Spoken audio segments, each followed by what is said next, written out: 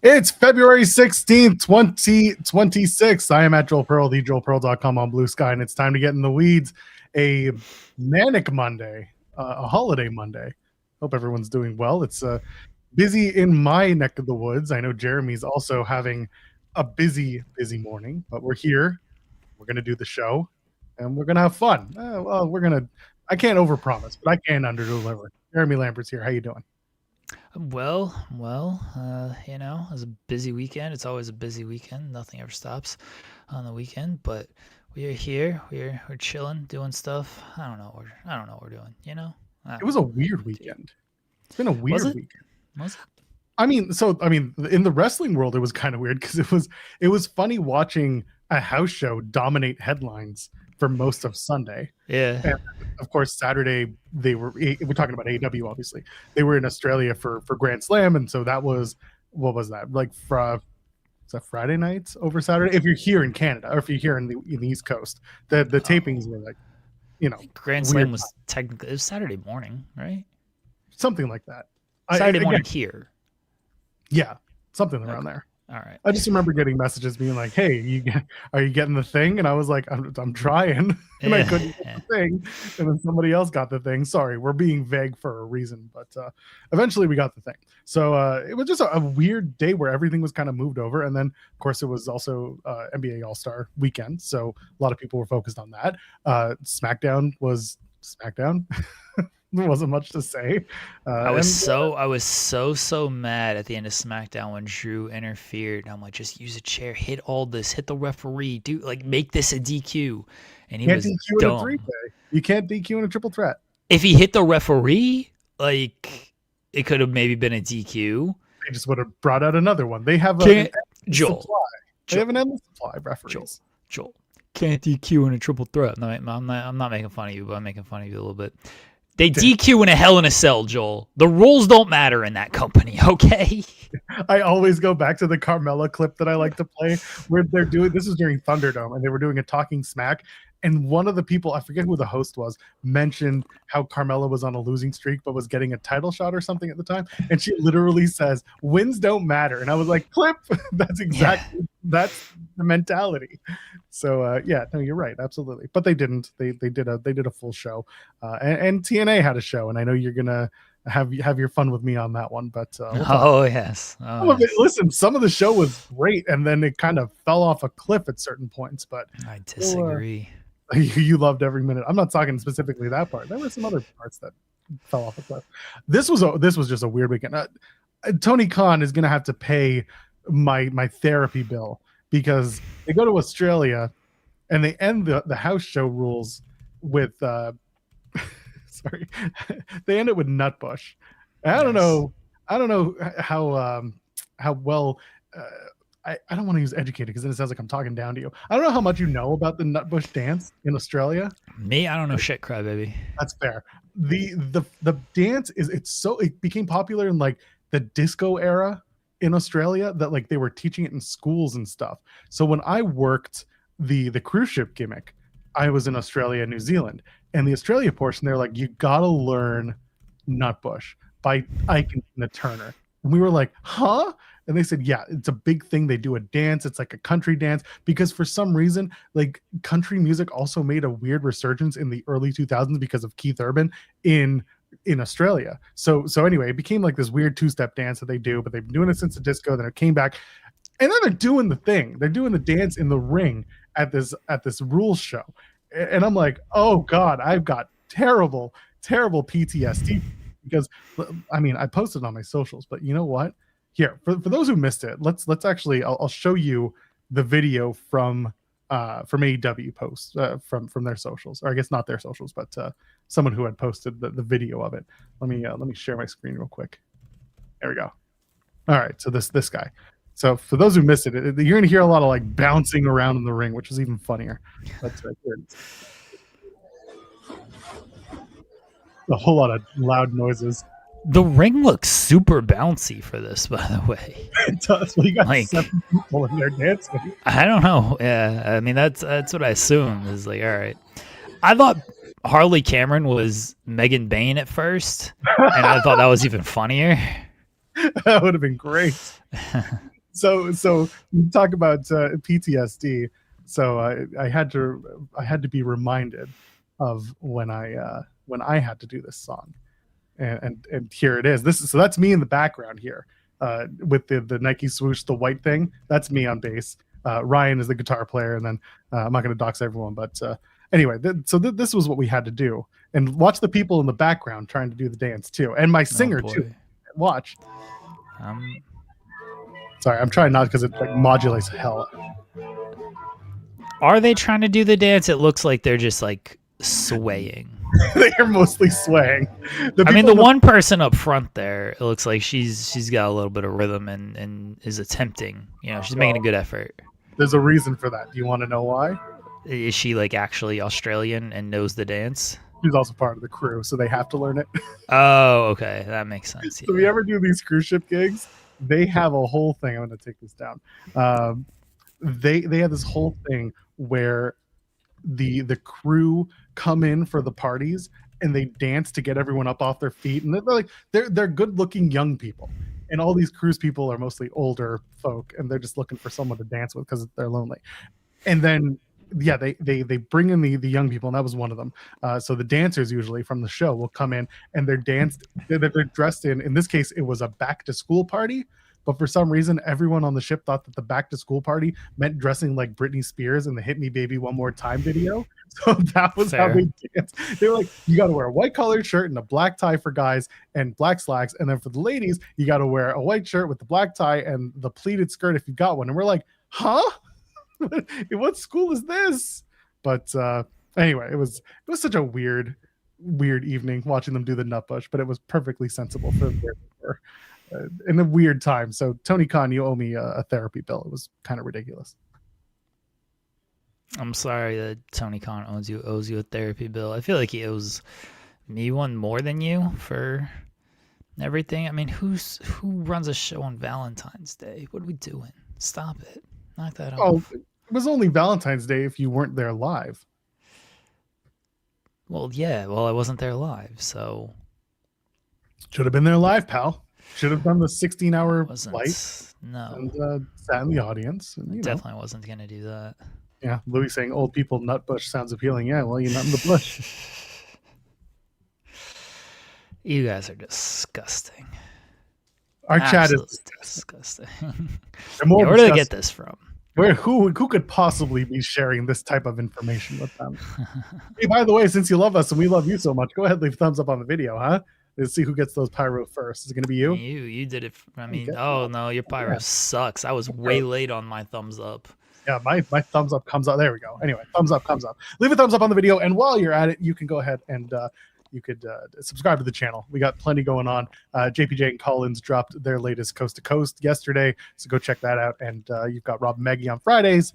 You've got Jeremy and Steven Jensen on Thursday evenings, and of course this show every single weekday, 10 a.m. Eastern until God knows when, noonish, sometimes later, sometimes a little earlier. Who knows? Depends on the schedule, but you deal with it. And you can donate a super chat. Any amount, get your question or your statement read on the air, which we always appreciate. Ryan starting us off in the chat saying, hopefully those who partake got some loving. Loving on you. Don't answer that. I already know the answer. Do you know the answer? The answer is no, because all the 12,000 kids were at home, so you didn't have a moment. The question isn't, did I, Joel? The question is... Oh, man. Who said that? Which promo was that? That was the Triple H promo, was it not? That was after he banged a drugged up Stephanie. Yeah, that was the promo. Yeah, how many times did we consummate the method? Yeah. Question isn't, did we? It was how many times. Asking you questions is awful. Why do I? My wife's on a phone call now, so she's not listening to this. So I'm not gonna get a text message of just my name in all caps, which is usually what it is when I say things like that. I do have a banner for today. Oh, yeah. Okay. Yeah, it's a little. I don't know if it's a off the beaten path. No, we're gonna spark discussion with this banner, possibly. I don't know. We'll see. I want to make sure I get it right. Okay. Give me a second. All right. You got to type it out? Yeah, no, I got it. Okay. Oh shoot, hold on. Oh, so it turns out you don't got it. No, I do. I just got an email that's actually kind of important that I might read on air. Okay. Oh, we can like change where the banner like is positioned. We can have it go across the top now or the Okay, bottom. that's Yeah, or we can change like the speed. I'm not gonna do any of that. All right. Yeah. Here's the banner. There you go. Anybody seen this movie? You ever seen My Blue Heaven, Joel? That seems like a Skinamax movie. No, what? It's a Steve Martin, Rick Moranis. Oh, I see it. Yeah, I'm looking at the poster Yeah, now. yeah. We watched it. It was the first time I've seen it. We watched it this weekend. We actually watched it on Valentine's Day. My wife is a big fan of the movie. I'd never seen it, and we were looking for a movie to watch. And she was like, "Oh, have you seen this?" I was like, "No." She's like, "All right, let's watch this." I said, "Okay." Really good movie. For those who have or haven't seen it. So if you haven't seen it, that's my movie recommendation for people to watch. And if you have seen it, I don't know, let me know what you thought of it. A little bit different with Steve Martin plays an Italian mobster, and Rick Moranis plays a cop. You know, Rick Moranis playing like a badass cop was a little weird to me, but he did it. Considering Steve Martin with a weird haircut in this thing. Oh yeah, Steve Martin does not have white hair, which really tripped me out because I think that he was born with white hair. Like he was like 18 and had white hair, you know? Yes. Yeah. So yeah, him like not having white hair in that movie was very strange to me. But if you haven't seen it, Joan Cusack is also in it. If you haven't seen it, there you go. Yeah, apparently this movie's kind of connected to Goodfellas. I could see that. It might be like a little take on. Goodfellas is very serious. This is not serious at all. Yeah, so Goodfellas was apparently released a month after this one came out, and both films are based on the life of Henry Hill, although the character is renamed Vinny Antonelli in the movie you're talking about. Yes. Yeah. Okay, there you go. Interesting. Yeah, I mean, I'm probably not going to watch it, but here I am telling you it sounds interesting. We watched Major League as well, but like I've seen Major League a million times. So is she. So that one wasn't like new viewing for me. That was just like let's throw on a fun movie that we can watch. So yeah, there you go. All right, so this email I got in the middle. SP3. Did they want you to tell your story about getting married so that you could, propose at a TNA show? No. SP3, I'm glad you're here. Please listen up, SP3. So we were supposed to potentially have... we're supposed to potentially speak to AJ today. This is my problem with promoting these things. AJ can't join us today, possibly tomorrow at the same time. So we're looking to do it at like 2. That might not actually work for me. I specifically said 2 on Monday because I had nothing. Kids aren't in school today. Tomorrow they're back in school. That's gonna significantly change when I can do things. But Matthew Meshler can join us today at 2. So SP3, are you still available at 2 today? I thought you were about to say Matthew was about to join us now. No. I would prefer that, honestly, if he just joined us now than doing... AJ's probably... Oh, no, wait. Did they tape last night or did they tape Saturday night? They taped Saturday. Yeah, they taped last night. They're probably busy. All right. Yeah. AJ's a busy man. He does a lot of things. He's ducking my rap battle again. Well, that is also possible. This type of form. Are you trying to say that it's going to be me and SP3 interviewing AJ Francis on Tuesday? No, I'm going to be there. I just... Hell yeah. It looks like I'm doing Matthew Mashler all by myself. No, I'm not going to be available. Okay, so SP3 can't do tomorrow at 2 anyway. It's going to be me and AJ Francis solo. Let's go. I can't think of this while I'm on air. I have to give some type of reply though because I need to. Are you still available today at 2 to interview Matthew SP3? We can probably do like a half hour or so with him. He's got to do his No Surrender review. He's got to tell everyone about that great show, the best show of the world. He's too busy getting in the chat with getting all about his Joel Pearl opposite day comments off. Opposite day. When things are good, they're great. When they're not, I don't know. Listen, I pay attention most of the time. Some of the time. Yeah, it's Matthew Hooks, actually. We're going to interview you. We could interview Matthew Hooks. That'd be very fun. Have you joined us to talk about God knows what? Voiceovers and AEW. Yeah, that sounds about right. It's not a bad thing. I mean, we've talked to dry people before, so I don't think you'd be a problem. I don't even think you're dry. You're entertaining in our chat. Don't say we don't know if Matthew's dry. I've never talked to him. Don't cast that assertion on him. I said he's probably not that way. You specifically walked back the assumption. You didn't, but you didn't need to bring up the assumption in the first place. Yes, I did, because otherwise it sounds like we're dicks, which we are. But it didn't. Yes. How it sounds like you're a dick by saying we've talked to dry people before. We have talked to dry people before. You cannot tell me we haven't had dry interviews where we're like, that was fine. We have. We have. I don't disagree with that, but you didn't need to put it on like in association with Matthew. Yeah, Joel's being mean. That's true. I love how SB3 saying no one wants to do a no surrender review, not even you. That is true. I'm not even doing a post show this week where I could talk about no surrender because the show was so what it was. SB3 Matthew is the owner and promoter of BRCW, so that's him. He's not dry. He gives some answers. He hates hardcore wrestling, so he got people so upset in there. Yeah, he hates that shit. Oh man, yeah, that's all right. You know what? He runs a successful promotion and he has a lot of fun with it. He brings in big names and he's allowed to feel the way he feels. It's wrestling, baby. It's all subjective. Matthew Hooks is vanilla, therefore he's well. He's not dry, Jeremy. Vanilla doesn't mean dry. Well, it can if you use it properly. I guess. I mean, vanilla ice cream's not like dry. See, it's wet. Yeah, so they call it moist. People love that word. Say it deeply and say it into the microphone. Are you a person who hates moist, Joel? No, I'm not. I kind of find it funny when people do. There are certain sounds and noises and things that give me that same feeling that others feel with moist. This isn't one of them. Like moist isn't one of them specifically. Someone on the other end of this is listening and be like, "Stop saying moist." Yeah, they're getting very mad at us. I always love to think about that one person out there who might be listening to us is just like, please stop. That's like 2 hours of our show for most people. Please stop talking. Like, why are you listening to us? I have nothing to do. Boy, howdy. So I got to talk about last night.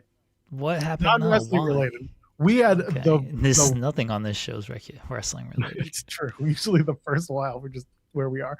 So like you said, it's a holiday weekend, and it is here too in Canada. Ours is called Family Day because they just needed an excuse to give the government workers another day off before we get to the next one, which is May 2-4 here in Canada. So my kid, we did swim. Swim was still happening on Sunday. So he went, and on the way he was like, I'm tired. And I'm like, buddy, if you're tired, then we got to start going to bed early, not hanging out with friends so much. Like basically telling him like, if you're tired, then we can't do fun things anymore. And so he went and he did the swim. Everything was great. Got through the rest of the day, blah, blah, blah. We put him down to go to sleep at the regular time. Normally when we do that, he's up for another like 35, 40 minutes, just kind of listening to his Yoda, which is, I've talked about the Yoda before. For those who don't know, it's like a story time in a card that goes into a little machine and it plays just the audio. So he does that. This time, kid was out by 7:30, which is not normal. Not sick or anything, just tired. I get to 10:30 and I'm about to get ready for bed, and I hear on my monitor, "Daddy," and I'm like, "What the fuck?" He wanted some water. Okay, fine. Gave him some water. An hour later, I am in bed. "Daddy," I'm like, "You got to be shitting me." Want some water. Got him some water. 1:30 in the morning,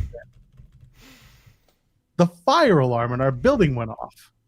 And the fire alarm in our building is really weird because you hear a beep in all of the units, and then it stops beeping because it only beeps into the common areas of the fire alarm that's not in your unit.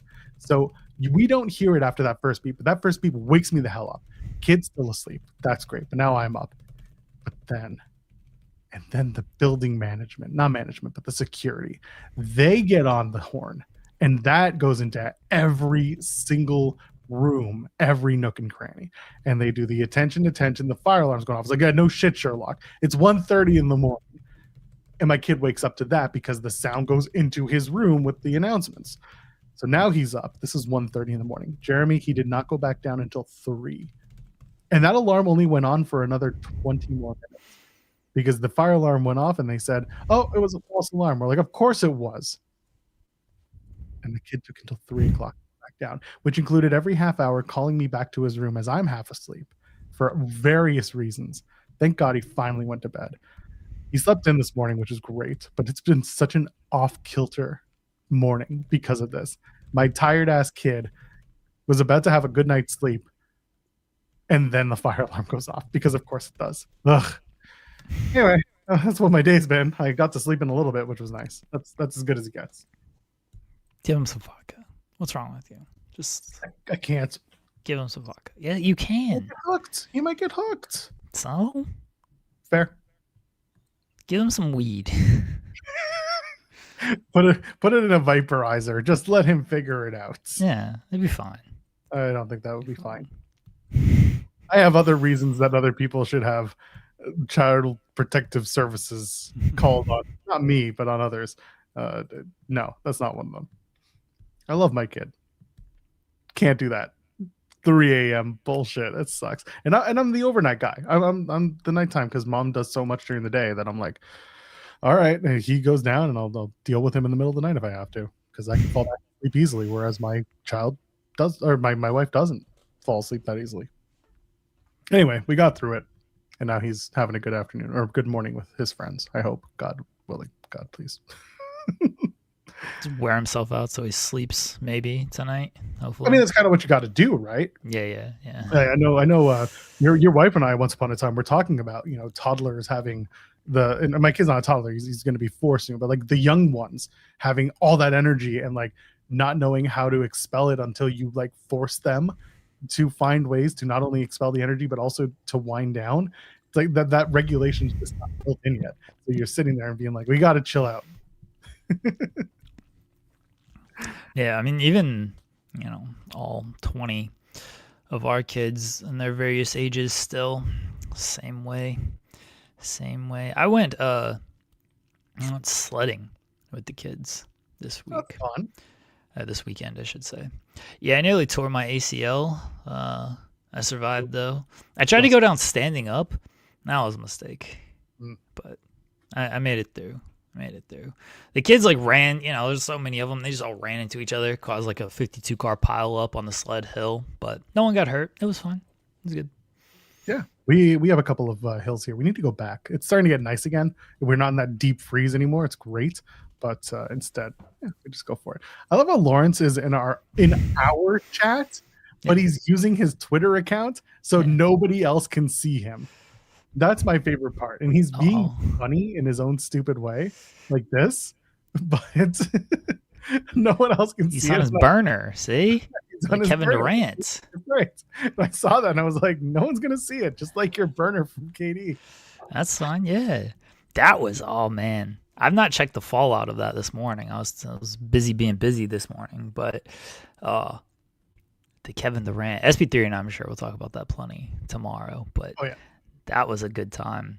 That fraud getting frauded out. Jesus. That was very funny. I did see bits and pieces of it. I saw the fallout before having to go back and figure it out because I didn't get to my computer till later in the day, and I just saw people's reaction to it. And I was like, "What is going on?" And then everyone tried to tie it to wrestling because, of course, they do, and they tied it back to the one NXT guy that had the burner. What was his name? Started with a Q. Is it Quinn? He's the one who co-hosted Halloween Havoc with Shotzi that one year.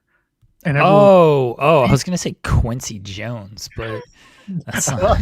Quincy Jones wrestled for WWE. That's awesome. I can't remember the guy's name, but he was the diva. Like that was his name. I know you're talking about. Yeah, someone in the chat will remind us. But yeah, that guy. I remember that guy doing a whole burner thing. Did he have a burner? I don't know. Yeah, it wasn't Zion Quinn. No, it wasn't Zion Quinn. No, I'm gonna look it up now. Halloween Havoc.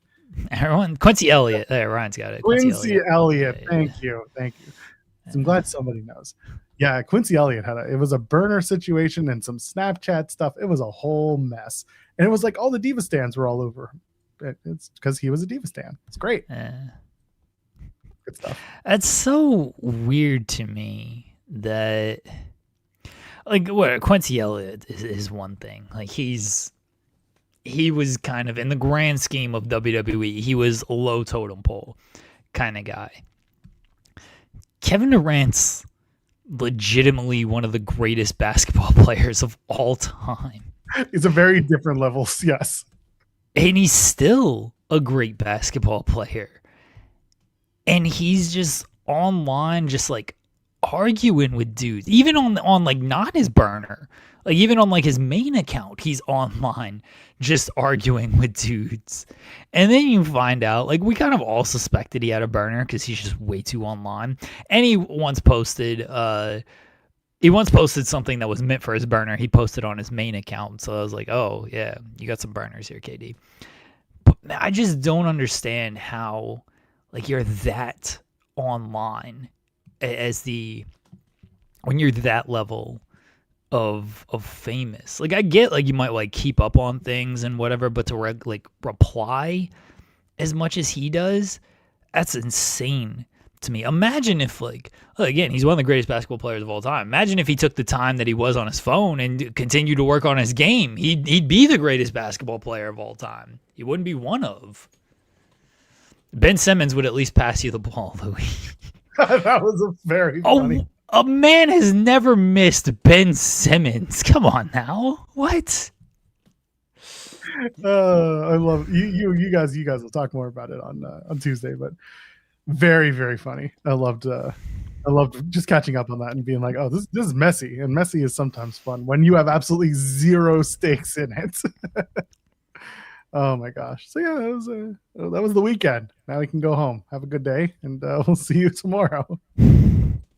Missing Ben Simmons. I mean, I guess Simmons got him the ball. Everybody else he's played with is like, I got to get my shots up. So, what a guy Kevin Durant is. What a guy. All right. What do we want to start with? What are we going to talk about? I don't know. Are we Cody Rhodes? I guess Cody's in the chamber. Takes advantage. Pins Sami Zayn. Cody Rhodes heel turn incoming, as people have been saying for the last 3 years. Cody's already a heel. Maybe Cody's been a heel this whole time. Maybe it's been 40 chess, Jeremy. Maybe Drew McIntyre was right the whole time. No? I was so mad Cody won. We laid out an idea that would have gotten all three of them into the damn chamber, but instead, no. I mean, I still think Jacob gets into the chamber in some way. I don't know about Sammy. Sammy just seems like he's screwed on this one. But he's gonna win the title at WrestleMania next year. Don't worry. Yeah, of course. He'll be a heel by then too. He'll be a bad. Yeah, he's gonna go out there and it's gonna be like he's gonna join up with Drew McIntyre in the I've been screwed situation. Like, he's gonna turn. He's already done that though. He did the whole conspiracy theory thing. So the Artist Collective, remember that? A little bit. Yeah. No one remembers that exactly. It's gonna be good. That's like every heel complaint is I've just been screwed over. It's like, all right, probably. So is every baby face. Deal with it. Because of you people. The heels are the ones that wake up, sheeple. That's how you do it. Yeah. I agree with you that Fatu will probably find a way into the chamber, but also at the same time, what if it's going to be Sammy, Jacob, and Drew at chamber for the title? Meanwhile, Cody's going in the elimination. No, they already have 4 matches for this show. They're not adding another. You know what? Yeah, that's a good point. Yeah, we've had this discussion. Yeah. I didn't think about the fact that there's the 4 matches. There's the 2 chambers. What am I missing? There's Punk and AJ matches. And the AJ match. Yeah, you're right. So yeah, that's enough. That's really all you need. So probably. So Drew will sit ringside for the Elimination Chamber match and probably get involved somehow. Just like they do at all the other chamber matches where the winner gets that title match at Mania. Man, a fatal four-way at Mania sucks. This build sucks. Well, okay, so what would you? The answer can't be neither. But if you got to choose, gun to your head, is it a fatal four-way or is it one-on-one Cody and Drew? I'd rather have a fatal four-way because at least that's fresher.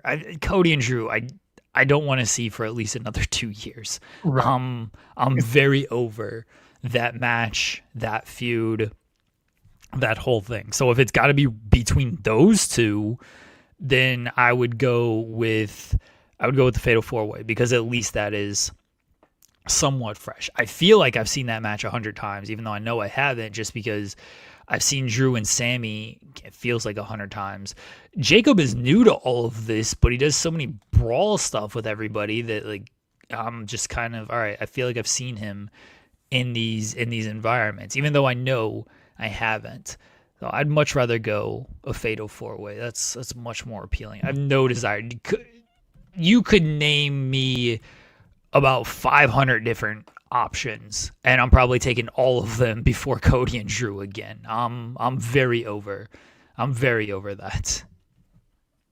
I largely agree with you. If I got to pick one, it's got to be the fatal four-way for the reasons we just talked about. But also, like, there's got to be something better if you can break away from one of those three or one of those two, I should say. You got to break away from it. But Cody, you can't leave Cody off the card. You can't. I can. You can, but from Paul Levesque will not. How's that? Paul won't. He lets him in on everything. Coward. Remember? He's got to tell him everything. Cowardly. How about the show? I don't think that's going to work, big dog. Instead, I mean, Drew dragged Sammy over Cody when he did the Claymore spot. So, like, there is at least something going on where Drew is trying to convince Sammy that he's the one getting screwed. So, like, Drew might try to play Sammy over. Is it that? I just thought Drew is siding with Sammy because he knows he can just beat Sammy the entire time. That is also part of it. But I mean, what if Sammy tries to see through? I don't know. That's kind of the one interesting beat in this whole, this whole situation. And Fatu being the wild card, that's the only reason why a fatal four-way doesn't completely turn me off, is because of Jacob Fatu. Do I expect him to be the guy who gets pinned? Probably yes. But Sammy? Yeah, Sammy's probably taking that L. I don't know, but or put Fatu over, really screw with everybody's head. But I just Fatu's the only one that makes me want to see this match. And it's not because I don't like Sammy, and it's not because I don't like Cody or Drew. It's just in that combination, I want to see what Fatu does because he'll get crazy. But also the idea of just doing Cody and Drew again, even if you can put him in Hell in a Cell, it's still not going to be enough for me to be interested. It's just there's no amount of reheating these leftovers that are going to make me at least interested. And it sounds like our chat's kind of in the same boat here. I like the idea of Levesque in every corner. Paul's in Cody's corner, and then the three girls are in the other corners of the wrestlers that they represent. This is how you introduce the Levesque family, the new generation to WWE. We don't need more of them. It's gonna happen. Nah, we don't need more of them. One of them wanted to start, training wrestling according to Stephanie, and then everything happened with Vince, and she's like, maybe I don't. And I was like, good on you. You're the smartest kid I know. My bad, Jake. I didn't have an option for that, so I did put up a poll question. It was what did you watch or what did you enjoy the most this weekend? And it was SmackDown, Grand Slam Australia, No Surrender, and NBA All-Star Game. Olympics probably would have been the fifth option, just Olympics in general, but I only get 4 options, which is really lame. Man, that U.S., they faced China and Japan this weekend. That China game. That was intense. I don't know how they pulled that one off. I'm still in shock. Like how did they do that? But Corey TC, the greatest Olympian of all time, many are saying, as Jake would say. What a team the U.S. women's curling team is. Hockey's finally getting interesting with now that they're kind of done with the round robin stuff. They're getting into the tournament stuff because the round robin stuff was whatever. There was like a couple upsets, but USA dominated, Canada dominated. Now we're going to start seeing the real best teams play each other. So I'm looking forward to all of that and continue to watch the curling. Shout out 10-2. What do you? Oh, Canada. Okay, I was gonna say, don't nobody spoil the curling results for me. I've not seen any of the curling this morning. We will leave the curling alone. But Canada captured its first gold. They got the freestyle skiing, so good for them. I saw that one dude like get a Backwards. concussion. Oh, there's always that. Yeah, I think it was a Swedish. Like it was like the long ski jump. I have no idea what these competitions are Those called, are my but favorite. The aerial. yeah, he shot off and he looked like he was dead. Like he was not moving. It looked like it sucked. You know what would have saved him? If he had put some of that acid in his dick. Well, no, it might have made him go further. And could have caught up at that point. I don't know.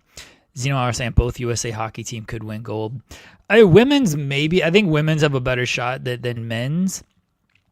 I don't know if the U.S. men are great. Like the competition they face hasn't been super great, and I like the team overall. Canada looks so good. Canada's a much better team, and this whole let's go with grit with Team USA is weird to me. And Canada, like, man, they put up a line of McDavid, McKinnon, and Celebrini. That's such a cheat code. Like to put those three, they're literally the top 3 scorers in the NHL, and they just put them on one line. And like they don't do it the entire game, but when they're just like bored and they're like, you know what, let's just go score a goal. They just put those 3 on a line, and then they just score. It's like, oof. I don't know how you're supposed to deal with that trio. I mean, I assume it'll get moved around throughout the tournament if Canada can't keep up. What do you mean? Like during a game, if well, no, they split them for most of the time. Like then they'll put them together when they want to score a goal. Yeah, that's what I'm saying. Okay. It's a cheat code of like, oh, it's a 0-0 game. You know what? Let's make it 1-0 real quickly. Oh, it's 2-2 late in the third. All right, let's go and just take the lead. Let's throw this line out there. Like it just seems it doesn't seem like it's it should be allowed, but they do it. And I mean, obviously it's allowed. They're all on the same team, but that's an absurd line. Yeah, they don't put them together the entire game because they like to balance out the scoring a little bit. But when they do put them together, that's an insane line. Yeah, I'm looking forward to watching a little bit more of it when I can. The back to SmackDown for a second. The big shock, by the way. Alexa Bliss qualifies for the Chamber. Did not expect that, right? Was that? Oh. No, it wasn't really a shock. I mean, Zelina Vega and Julia were the 2 people. Julia in the Chamber should have happened. But Bliss they don't care about Julia. It's the stars. They just don't. No, they don't. Going back to Sammy, by the way, Sammy and Trick could be a match, but then you got to do a U.S. title on it or triple threat that one. At WrestleMania? Yeah, or at least on a big show before Mania. Like it could be the SmackDown into Mania. Well, they're going to have a ladder match at WrestleMania, right? What's the ladder match? I feel like that's going to be like U.S. title So nonsense. do you do 2 ladder matches? Because there's still the whole like the women's tag thing that people have been talking about. Oh, see, I don't think that's going to be a ladder match. I don't think that's going to be like this big multi-women. I don't think it's going to be again this big multi-women thing because I think Bianca's out past Mania. She said she was getting finger surgery today, so that doesn't seem great. I think they're gonna put. She's just not getting surgery. Oh, I think she had surgery like a while ago, but it just hasn't been well, and so yeah. So I think she's out past Mania. So Jade's gonna need somebody. I think Charlotte might end up getting that spot against Jade. I think Rhea's gonna end up winning the title before WrestleMania, and we're gonna do Rhea and Liv at WrestleMania. I don't think they're going with, or maybe honestly, Liv's gonna win the title before WrestleMania, and then they're gonna do some number 1 contenders nonsense on Raw, and Rhea's gonna like a battle royal, and Rhea's gonna win that. I think we're headed towards Rhea and Liv for WrestleMania. I don't think it's gonna be Vecker. I've said it multiple times. I don't think Jade and Vecker walk into WrestleMania as the champions. I think one of them loses before WrestleMania. So I agree with you, but I feel like it's more likely that Jade either doesn't. I think Stephanie keeps the title. I think it's Stephanie and Liv. They've done a pretty convincing job of making you want that match. And that was also from the get-go. You'll get the match. You just won't get it at WrestleMania. I get it. When Liv came back, they did the backstage where she walked up to Stephanie. Like, they planted that seed pretty hard to begin with, that you knew that those two were going to have some sort of match. The stuff with Jade has been okay, but I don't think they trust Liv and Jade to deliver that match. I don't think they trust Jade to deliver that match. Like, the one that she had with Jordan, that Jade had with Jordan this past week, like, that was good, and it was probably mostly good because Jordan Grace is a hell of a ring general. He put that shit together and has for a while now.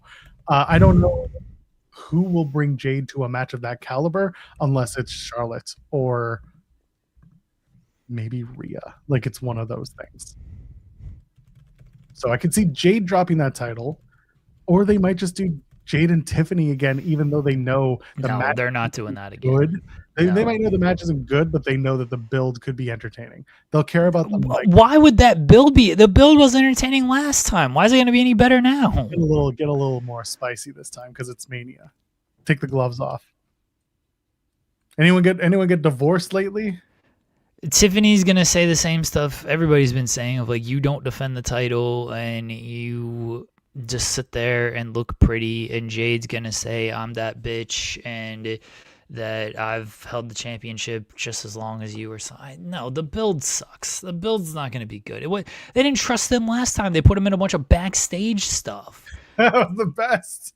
No, they don't trust that build. They're not doing Tiffany and Jade. If they do Tiffany and Jade again, this company's bankrupt creatively. Again, it'll be night 2, match number 2, buried in the nobody cares spot.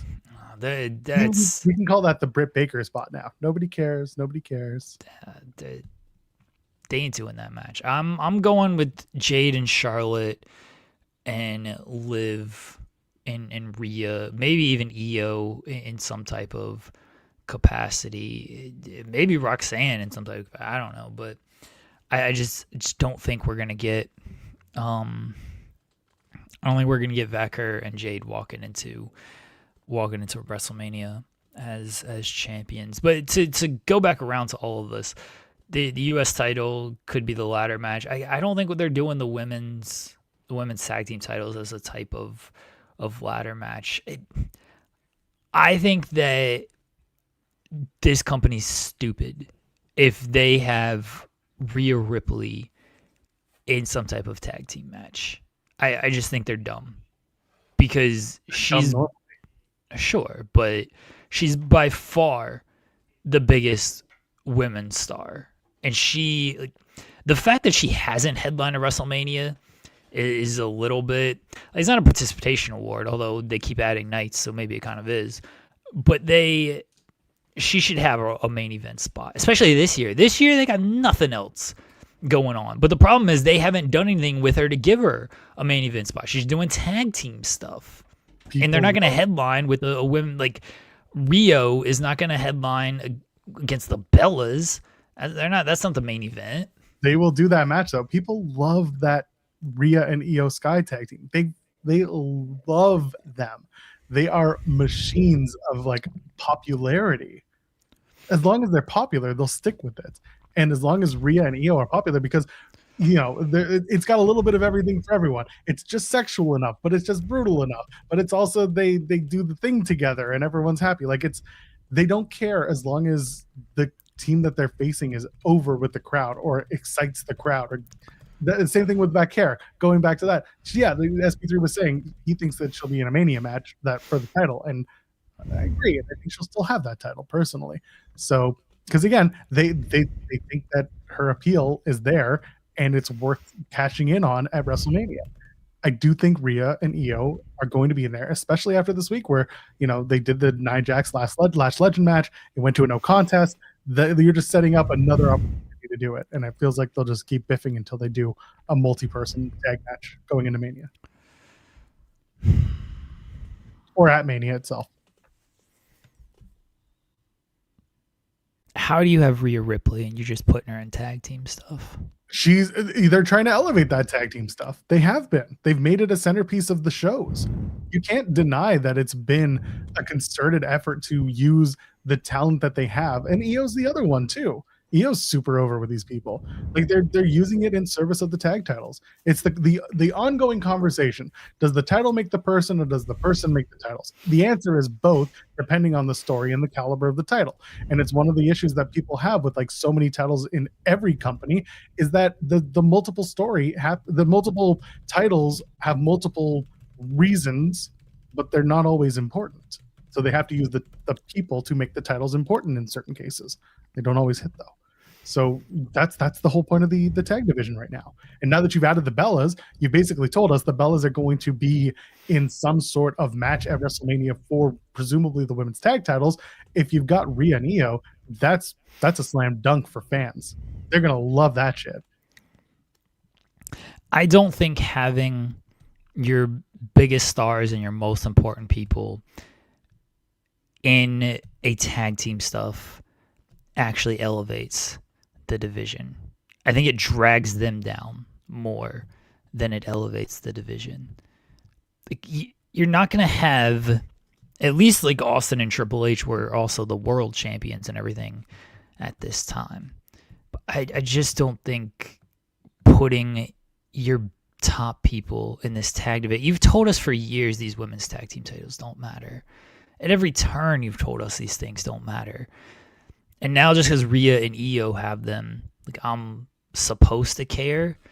You've told me for so long that it does not matter. So I don't actually care about these. I want to see Rhea Ripley. And the other thing is, like, it's hurting the other divisions because you have the world title, the women's world title with Vacker, and she hasn't been doing anything of substance. Jade literally had her first title defense after 100 days this past Friday. She's been doing nothing with this title. Depends what you were doing on the house show. I guess, but like, she's been doing nothing with this title. I don't think it's great to have your top stars in this tag team division. It's like, oh, it adds so much more prestige to the tag team division. I don't buy that. And two, they're going to lose them at some point, and then the tag team division is going to mean nothing again.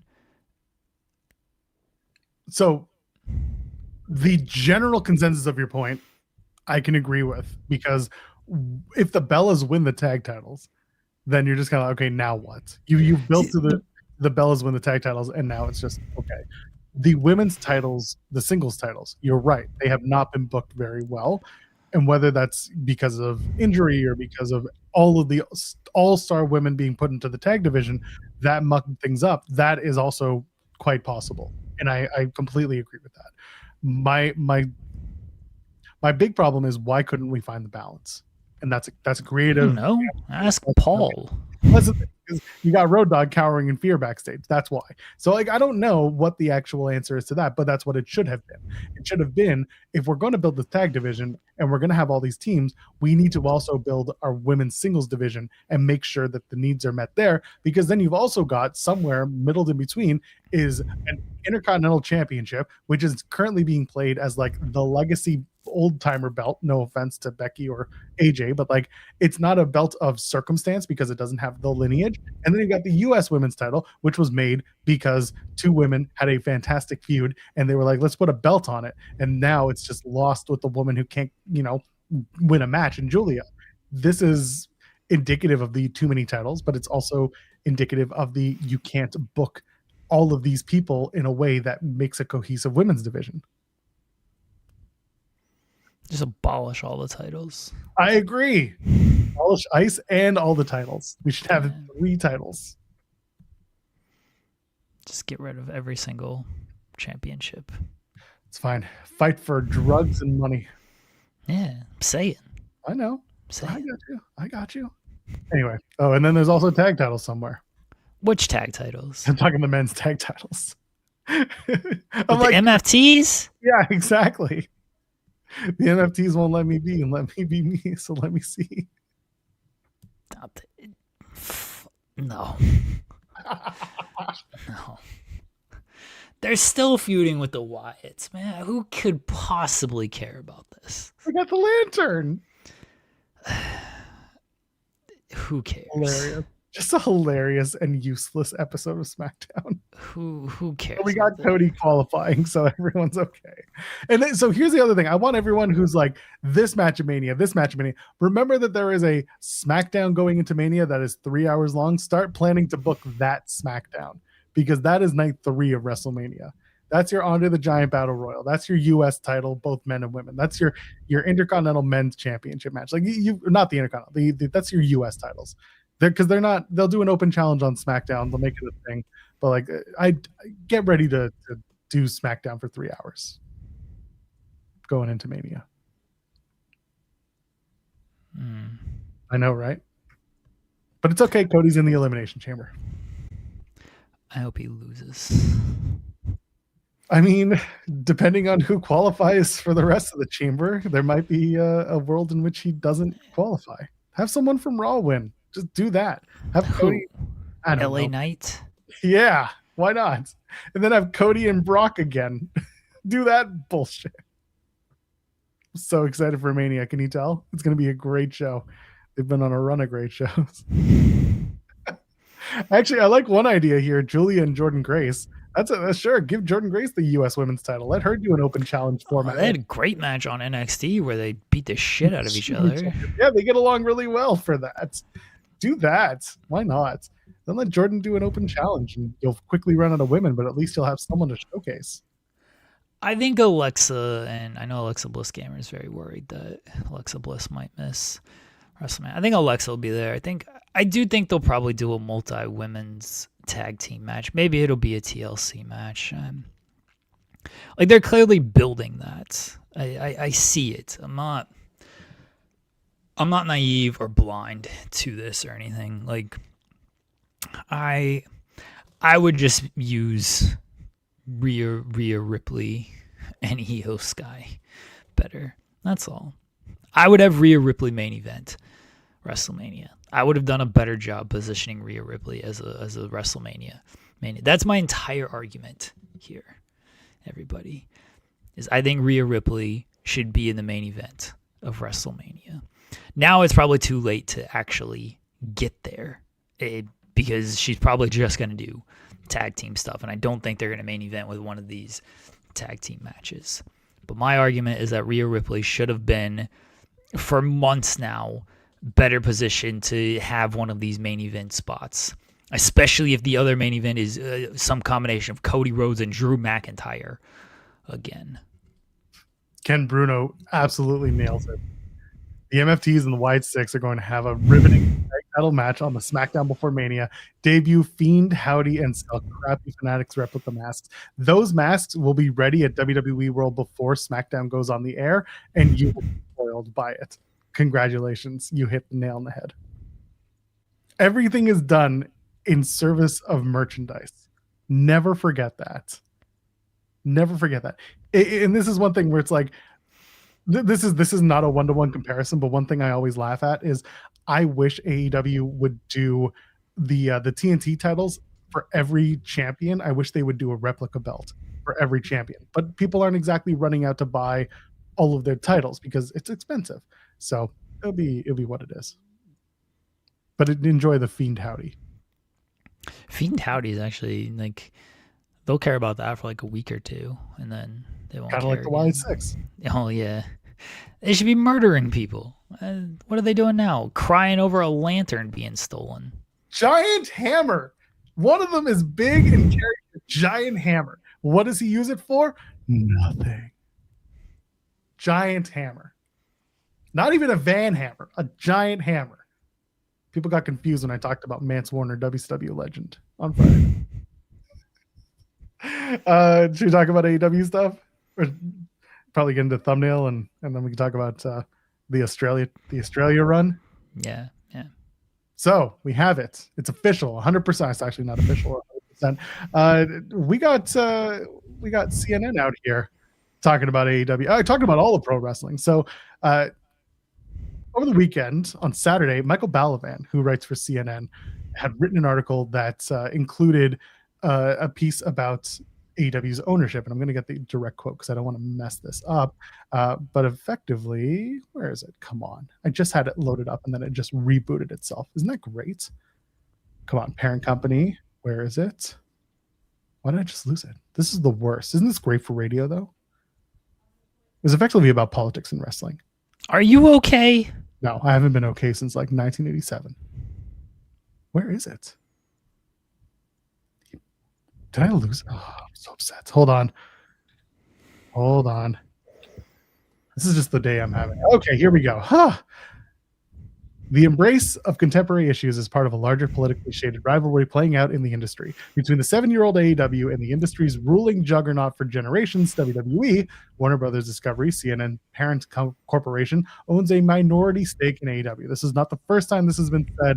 However, this is one of the largest platforms that have said it. I know Hollywood Reporter recently had an article where Tony Meglio made reference to an under less than 10% minority stake of WBD's ownership in AEW. This is the first time where someone in the WBD bubble has said it in an article in something that's been published. So it definitely stands to reason that there'd be some insider or some inside information regarding this. But we have one more step of the who owns AEW pie, where it seems like it's mostly the cons, and then WBD has some sort of stake in the company.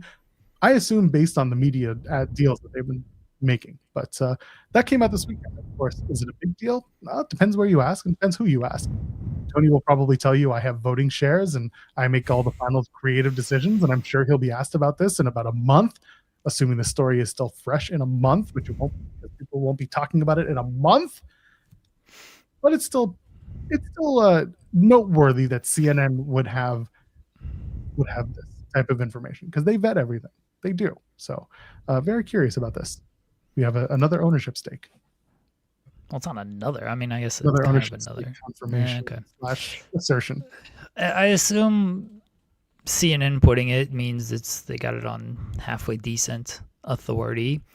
You're never going to get an actual answer out of Tony because he's going to say, I have 100% creative, 100% voting power, all of that stuff. And he's not going to confirm it to anything. We know it's less than 10% because they've said like you don't have to disclose it if it was more than 10, or if it's less than 10%. So if it was more than 10%, it'd have to be disclosed and we would know for certain. Maybe when WBD gets sold, like officially sold, which might not happen for 20 years at this point, the way this thing's going, like maybe it'll be in that paperwork of how much it'll be. But I think until then, it's just, we're all going to not even make the assumptions because people seem to have it on halfway decent authority, as I said. But until then, we're not going to know officially until that happens, or until Tony comes out and says something, which I don't suspect will happen. Is Zaslav doing a media conference anytime soon where I'm sure asking about AEW ownership is very high on the priority list of the investors in there? I agree with Ken saying it's newsworthy but not noteworthy. It's been a long time of people, including Brandon Thurston, who's probably been batting this drum the longest, of AEW having another owner, likely a WBD, and almost certainly less than 10%, because any SEC filings made, if you're a less than 10% owner, you do not need to be noted in the files, whether you're private or public, I believe. Oh no, WBD wouldn't have to do it because they are public. So WBD wouldn't have to disclose that they have ownership in AEW because they have less than 10%. So for that's always been kind of where this question comes from, is how do you prove it? Well, the only way to prove it is if the people who own it come out and say, yes, we do. And then that puts that to bed. Like you said, Tony probably not going to outright say it. However, if enough people keep saying it, maybe eventually he'll have a change of heart and say something along the lines of, yeah, our TV partners do have a stake in our business, and we built that into the work that we do and into the media rights that we have. And there's a reason why we love working with them. It's not just because they own us, but it's also, or have an ownership stake, but it's also because they are great owners and blah, blah, blah, great partners. And he can spin that into a positive kind of role as to what WBD is in control of, or at least what kind of influence they have, because this also adds to the conversation about the Jay Briscoe not being on TV, Trey Miguel's contract not being honored. And the ice stuff, which was a conversation last week, we know that the pushback from AEW and WBD, they categorically denied that there was a reason Brody wasn't on the show. But it does open up kind of the avenues of how much say does WBD and their team get into the airing of a show like Dynamite or Collision, where Tony can say, I have 100% creative and voting rights. How much sway, how much influence does WBD get at the end of the day if they are part stake ownership? There's something. Tony should be like, yes, they have whatever 5%, but can we stop talking about this? They've always had 5%. It's not a big deal. Nothing changes. Shut up. I mean, he could easily just say, yes, next question. And then let that be it. Yes, and I will be answering no other questions on the matter. That's it.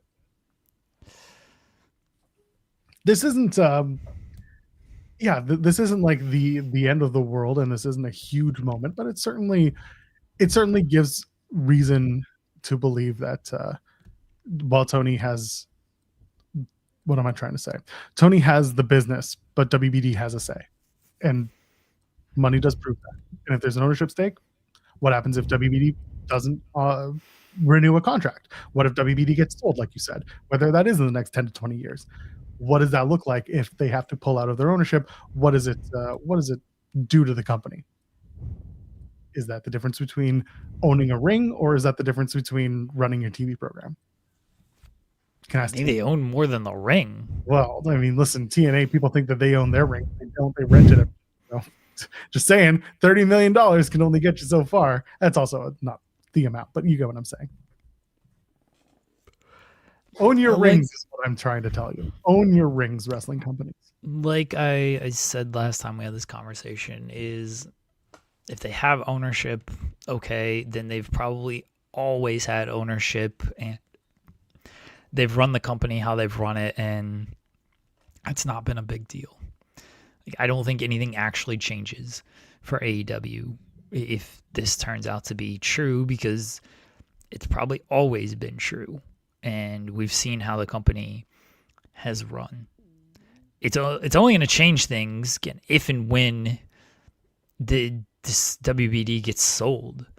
Then things might change off of that, because I don't know how all these contracts work. I'm not going to pretend to know how all these contracts work, and it's a giant mess anyway at this point.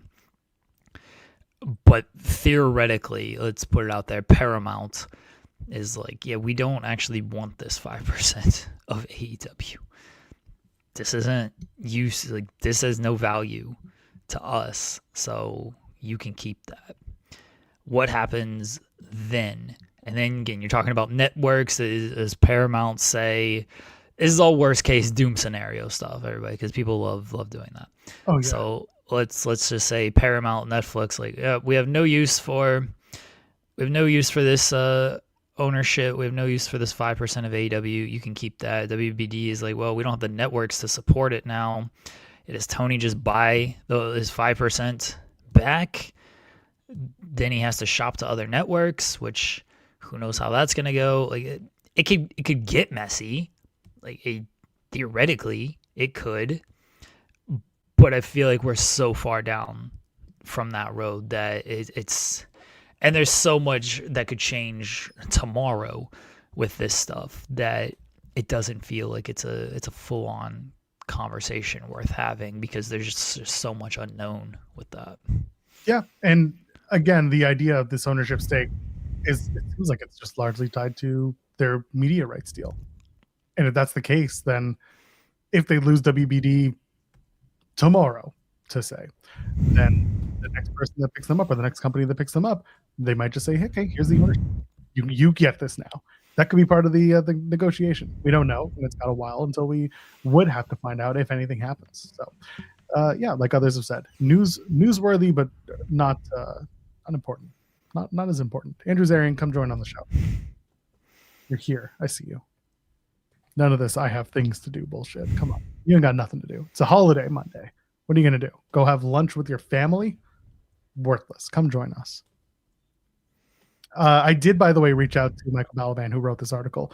We've had a couple of back and forths, and we're working on trying to get something to go with him on the show so we can have a discussion. I'm almost certain, can't confirm it, but I'm sure that Pollock and Thurston have also made overtures to have them join their show, and if they do, wonderful. And if we get him on ours, we're just going to ask him questions about everything he likes about not wrestling, whereas he can talk about business with Pollock and Thurston. 2 different interviews.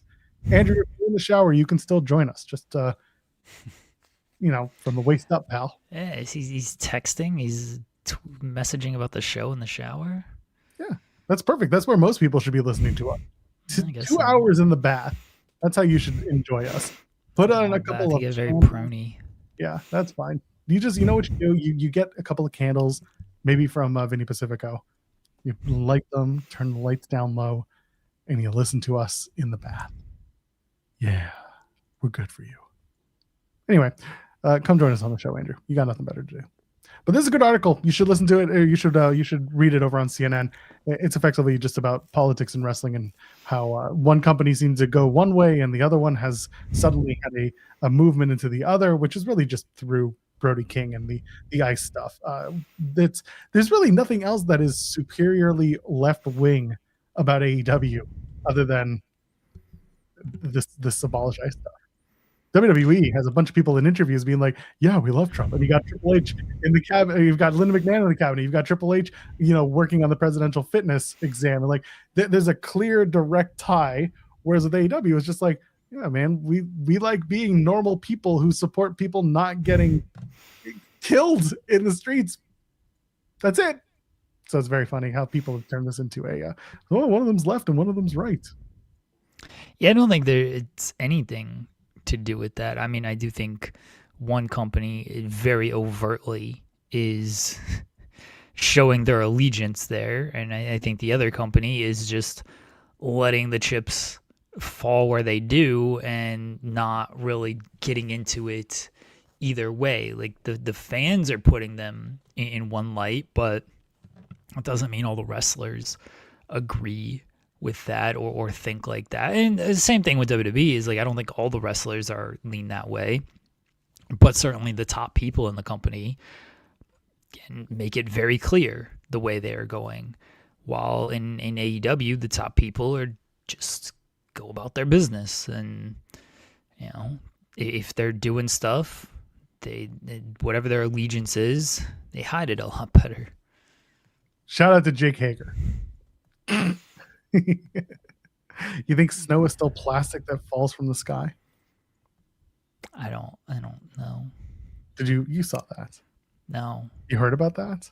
No. Oh yeah, when there was the big snowstorm, Hager was posting conspiracy theories about. I don't fucking listen to Jake Hager, so no, I don't know any of this. Don't get your news. Don't get your politics. Don't get anything from these people. I promise you. They're on TV doing their jobs. They are not any more than what you see. ITW should have vagina scented candles. It's true. Not just shop, though. We should have them. It's true. Get you popping. Anyway. Great. Anyway, let's talk about AEW Down Under. Great show. Fun show. See a lot of people saying, this would have been the show that this would have been the show that Battle of the Belts could have been. You had a bunch of title matches on this show, and it was a little different. And I thought there's some promise to that statement, but it was a really solid show. It was 2.5 hours, which at least they spent a lot of time priming you for. They did warn you. It wasn't like, oh my God, why is this 2.5 hours? But overall, really fun show. The opening being the Continental Classic title match did not shock me. The 20-minute draw was something you and I kind of said could happen. We also kind of said maybe it would be nicer if they didn't do that, but they did. And overall, just a good fight between Moxley and Takeshita. And now where do we go from here? Do they do it again? Do they get rid of the time limit and completely just nerf the idea of the Continental Classic Championship and what it's supposed to be? Or what's next? Is it a triple threat? Does Okada get involved? Is it nothing? Do we just move on? What are the options? I think they just run it back at Revolution. You got to keep the time limit because that's part of the gimmick. It's just, all right, you got to actually beat me in the 20 minutes. I know Moxley was, upset, and maybe he called an audible afterwards because the crowd was booing. He's like, all right, lay me out so we can give the fans something to cheer about here. But maybe Moxley says, you know what, fuck the time limit, let's go. Better man wins. And then it feels like if you're going to do that, you got to go at least like 20 minutes to prove it, instead of like, oh, like if you're just going to have the match go 18 minutes and somebody wins, just keep the time limit stipulation, because then there's a little bit more gravity if there's the time limit that's still there, where if there is no time limit, it feels like you could just go until somebody wins the match. On the subject of it being like Battle of the Belts, this could have been what Battle of the Belts, like, I don't disagree with that. The problem is Battle of the Belts was quarterly. This was, a one-off. I guess they do it every year. It's annual. But yeah, which is a lot easier to build to than quarterly. And they're putting this in the middle of kind of a down period. And by that, I mean they don't run a pay-per-view from World's End at the end of December to Revolution mid to late March. So you have room for a big-time special in this period, where Battle of the Belts, because it is quarterly, you might be running a Battle of the Belts show, especially now considering they run a pay-per-view nearly every month. Like, this is the one time they don't.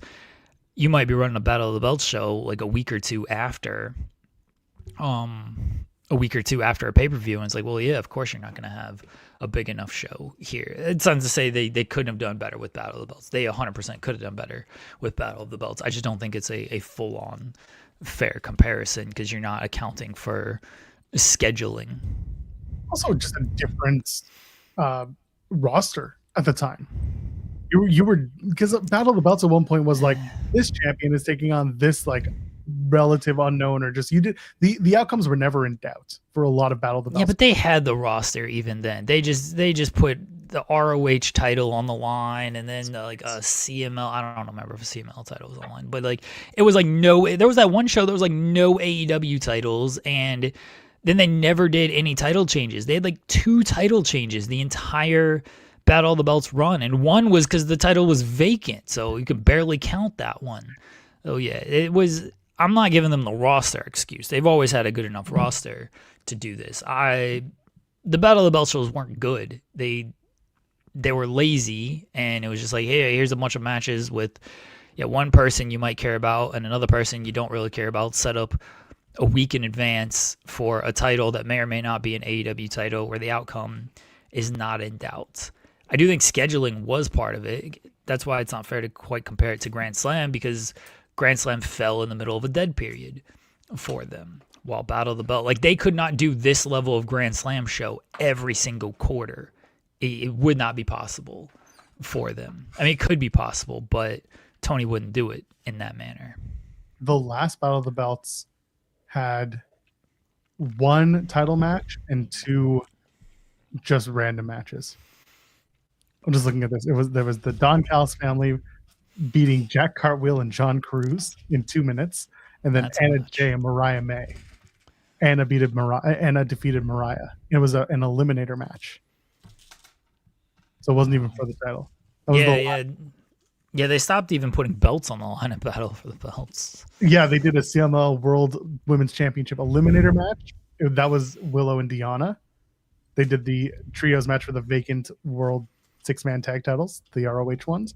Sons of Texas won that one, and then Timeless Tony Storm versus Taya Valkyrie. That was another women's world title eliminator match. My God, they really did just stop. But they always had an AEW title on the line. They never did one that was without a title, an AEW title. All right. I just heard sorry in the background.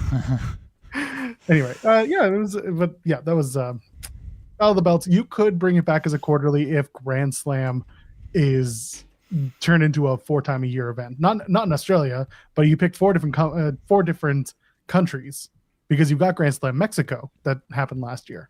And if that becomes an annual event, then you could do Grand Slam Mexico, Grand Slam Australia, maybe one of the UK shows. If they go back to Europe, you can do a Grand Slam in France or in England, whatever it is.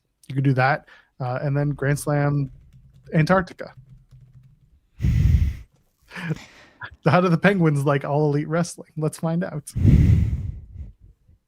Okay, sure, you can do this stuff. I just would not expect this level of card build if they try to do these stuff as like a quarterly event. I think you're more likely to get something like Grand Slam Mexico, which had a lot of multi-man matches, but then you still had your kind of big matches with like MJF and Mystico was on that show, and Mercedes winning the CMLL title was on that show. And look, that was a great show. I take nothing away from it, but there was just a lot of multi-person tag matches on that show instead of we're blowing off some rivalries. Like, again, they did blow off a couple, but this Grand Slam show like really blew off some rivalries, and I don't think you would get that if it was a more quarterly thing. I'm telling you, I like the chat being like Grand Slam Denny's. It should be sponsored 100%. Denny's should be a sponsor of the Grand Slam events 4 times a year. Denny's pays for it. Sponsored by Denny's, and what you get out of it, everyone gets a coupon for a free Denny's Grand Slam. A senior slam though, because they're cheap. They just fight at Denny's. They should. What the fuck is up, Denny's? And then you just have a slam dance competition. That's it. Yeah. You see, who was it? Jimmy Eat World did a show at an Arby's. Oh, really? Yes, like recently. I'm pretty sure it was Jimmy Eat World. It was. Hold on, I'm gonna double check this. Jimmy Eat World. It just takes some time. Yeah, they played at an Arby's in Florida because, of course, they did. At Daytona Beach. So I assume in conjunction with the auto racing, but crazy. Jimmy Eat World at an Arby's. Jimmy Crack Corn at Shoney's. I don't know. Arby's isn't clutch, by the way. I see someone in the chat saying Arby's is clutch. No, Arby's is what you find on the side of the road at 2 a.m. when everything else is closed and you have no other choice. No, Arby's is good. They have the meats, Joel. Yeah, the other places allegedly have meat too, but I like Arby's. I'm a fan of the Arby's. Couldn't do it. When they were 2 for $5, it was okay. Nothing is inexpensive nowadays. So it doesn't make it as sad. What's your favorite fast food place, Joel? I think it's A&W. Not just because there's one near my house, but also because that place. They didn't have hot dogs when we went. It's fun. Yeah, the 5 for $5 deal at Arby's when that was around, that was the best. That was good. But what else is there? Harvey's here in Canada. It's another really good one. We didn't get to go there when you were here, but Harvey's is really good, solid fast food fare here. Okay. Yeah. What else?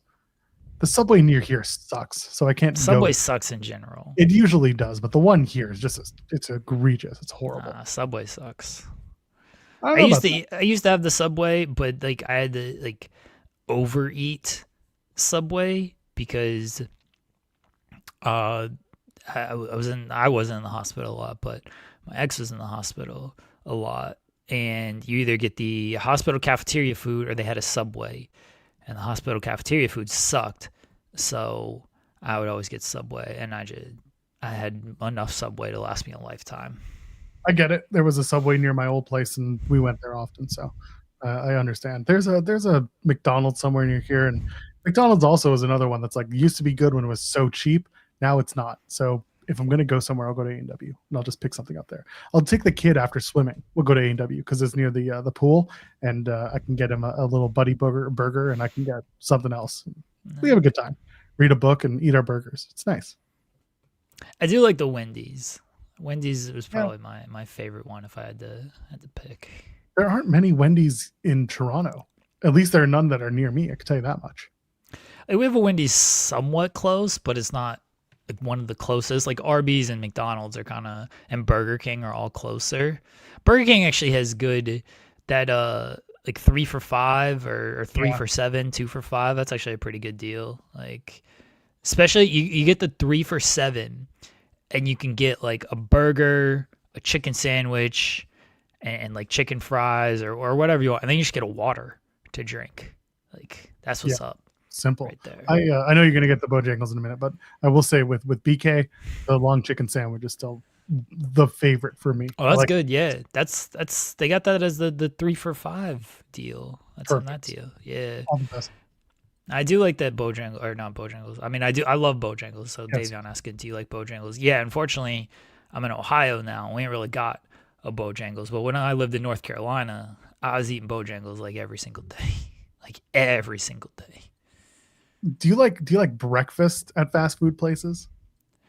I like McDonald's breakfast. I like the You've done this, yeah. Yeah. yeah. I like the McGriddle. I'll eat the hell out of some McGriddles, and their hash browns are good too. I used to like the French toast sticks from Burger King, but they changed the recipe at some point, and then they started to suck. So I don't. If I do any fast food breakfast, it's probably McDonald's, and we got one relatively close, so I trust that. I don't really fuck with any other place of breakfast food. The McDonald's breakfast is still pretty damn good and simple. Just get so the English muffin I don't always love, but one thing that actually AEW does is A&W, not AEW. Although if AEW started doing breakfast at shows, I would consider it. A&W does the burger buns with their breakfast. Those are good with an egg and sausage patty or something. But the sausage McMuffin, not the sausage and egg from McDonald's. It's literally just sausage and cheese on a piece of English muffin. Simple, easy, perfect. It's so stupid, but I love it. I haven't tried Church's Chicken. I don't know if there's one like around us. There's one around here somewhere. I know that. Taco Bell breakfast is very good. I do like the breakfast burritos and stuff. Never tried it. I do. I made it a point one time of going to Taco Bell for their breakfast because I wanted to try it for so long. To where like I actually went out of my way to get it for breakfast. I do like it, but I don't do breakfast at like fast food places, so that's kind of the issue. But I do like the Taco Bell breakfast burritos. Those are good. Closest I like Taco Popeyes. Bar. Popeyes is very good. And that's the thing with like chicken places is like Popeyes or Bojangles. I just get the chicken sandwich, and that's basically breakfast. But I also get that for like lunch and dinner, so I just get the same thing anytime, just the chicken sandwich, and I get it for breakfast, lunch, and dinner. Man, now I'm hungry. Sucks. My wife made mini pizzas last night and then again this morning because they were going out, so she was packing a lunch. She left me with half of one of those pizzas. Delicious. She makes the dough out of yogurt, like the Greek yogurt, and it's like a really easy ingredient and a really easy like to put together. So good, so sweet. It's very good. But yeah, I had half of a mini pizza before we went on the air. Now I'm hungry again because people keep talking about food, and now I'm hungry. There's a Domino's down the way for me. I'm not going. Figure myself. We had Domino's over the weekend. I never got to try the KFC Double Down. I always thought about it, and then I realized, no, I want to live for another year. So I didn't do it. Why? That's a good question. That's dumb. You're right. I should probably go make a Double Down right now. Nah. Fry up that shit and go for it. Anyway. The women's tag match on Grand Slam. The big news here is Lena Cross debuts officially with AEW and joins Megabad. To not a huge ovation, but I think it was more of a look at how big this woman is compared to the rest of our roster. Holy shit, they just keep getting bigger. And she placed herself with Megan Bayne, which makes her look really good in this case. I thought the match was good. I thought it was fine. I thought Harley Cameron was really over in her home country, as you'd expect. And Megabad, listen, I see some people saying should have won. I agree. But if you're not going to do it like that and you're going to bring out a third member of the group, it just screams, we're going to do trios. No, I'm just kidding. AEW women's trios titles would suck. But yeah, Lena Cross is part of the mega ensemble. What do you think? It was the worst match on the show. How dare you? I heard it was great. It existed. The crowd wasn't like super into it. Like this is when I noticed that the crowd, this felt a little WWE-ish with the crowd, where they were kind of only popping for the big spots kind of stuff, and otherwise they were just like a little silent throughout the night. This match was very noticeable. In other matches, like the ladder match, but the ladder match was nothing but big stuff. So obviously they were popping throughout that. But this match was very noticeable where they're just like, we don't really care until something interesting actually happens. And it wasn't like a high octane match with a ton going on during it. I probably would have just had Megabad win, but I understand they just wanted to give Harley Cameron a win in her hometown and everything. I remember Willow Nightingale is allegedly the TBS champion, and she ended like the historical reign of Mercedes, and she's defended that title about as much as Jade Cargill has defended hers. So here's the thing that I keep thinking of. I think, and maybe I'm wrong. I think Mercedes is going to come back and try and take back the TBS title. And I feel like if now is the time to do it, this might be the point where if the Renegade Sisters are both ready to go, that she brings them back too. And it's literally she beats Willow and takes that title, and then the Renegades beat the Babes of Wrath and they take the tag titles. And she's taking so much more, but she's not scalping these women like she was supposed to. But instead, she's got her own little thing there, and she's taking everything from Willow. If that's the story, I don't want it, but I wouldn't be surprised if this is the Mercedes comes back with backup finally type of story. Okay. Lena Cross, the debut. Nobody seemed to know who she was, unfortunately. I'm not even sure the announcers knew who she was at first. She's not a super duper star. And that's fine. And that's why, sorry to cut you off. That's why I found it interesting that they decided to do a bunch of surprises on the house show rules with people who were known instead of doing it on the Grand Slam show. Sean is here. Of course he is. It's Monday. Maybe he's not out there. Okay, There we go. Hi, Sean. How are you? Hello. I'm lovely. Went to Girl Fight yesterday. Fantastic show. Yeah, it looks like you had a lot of fun there. Great roster. Yeah. Let's normalize Sunday matinee shows that go 6 matches in 2 hours, 20 minutes. Yes, please. Including intermission. Okay. I mean, let's normalize just any show. I don't care when they are. Yeah. Going 2 hours and 20 minutes. Yeah. So, listen, I often talk about how unprofessionally the shindy that I worked a number of matches at were, but that there was actually a non-wrestling woman that ran a lot of the marketing and strategy of it.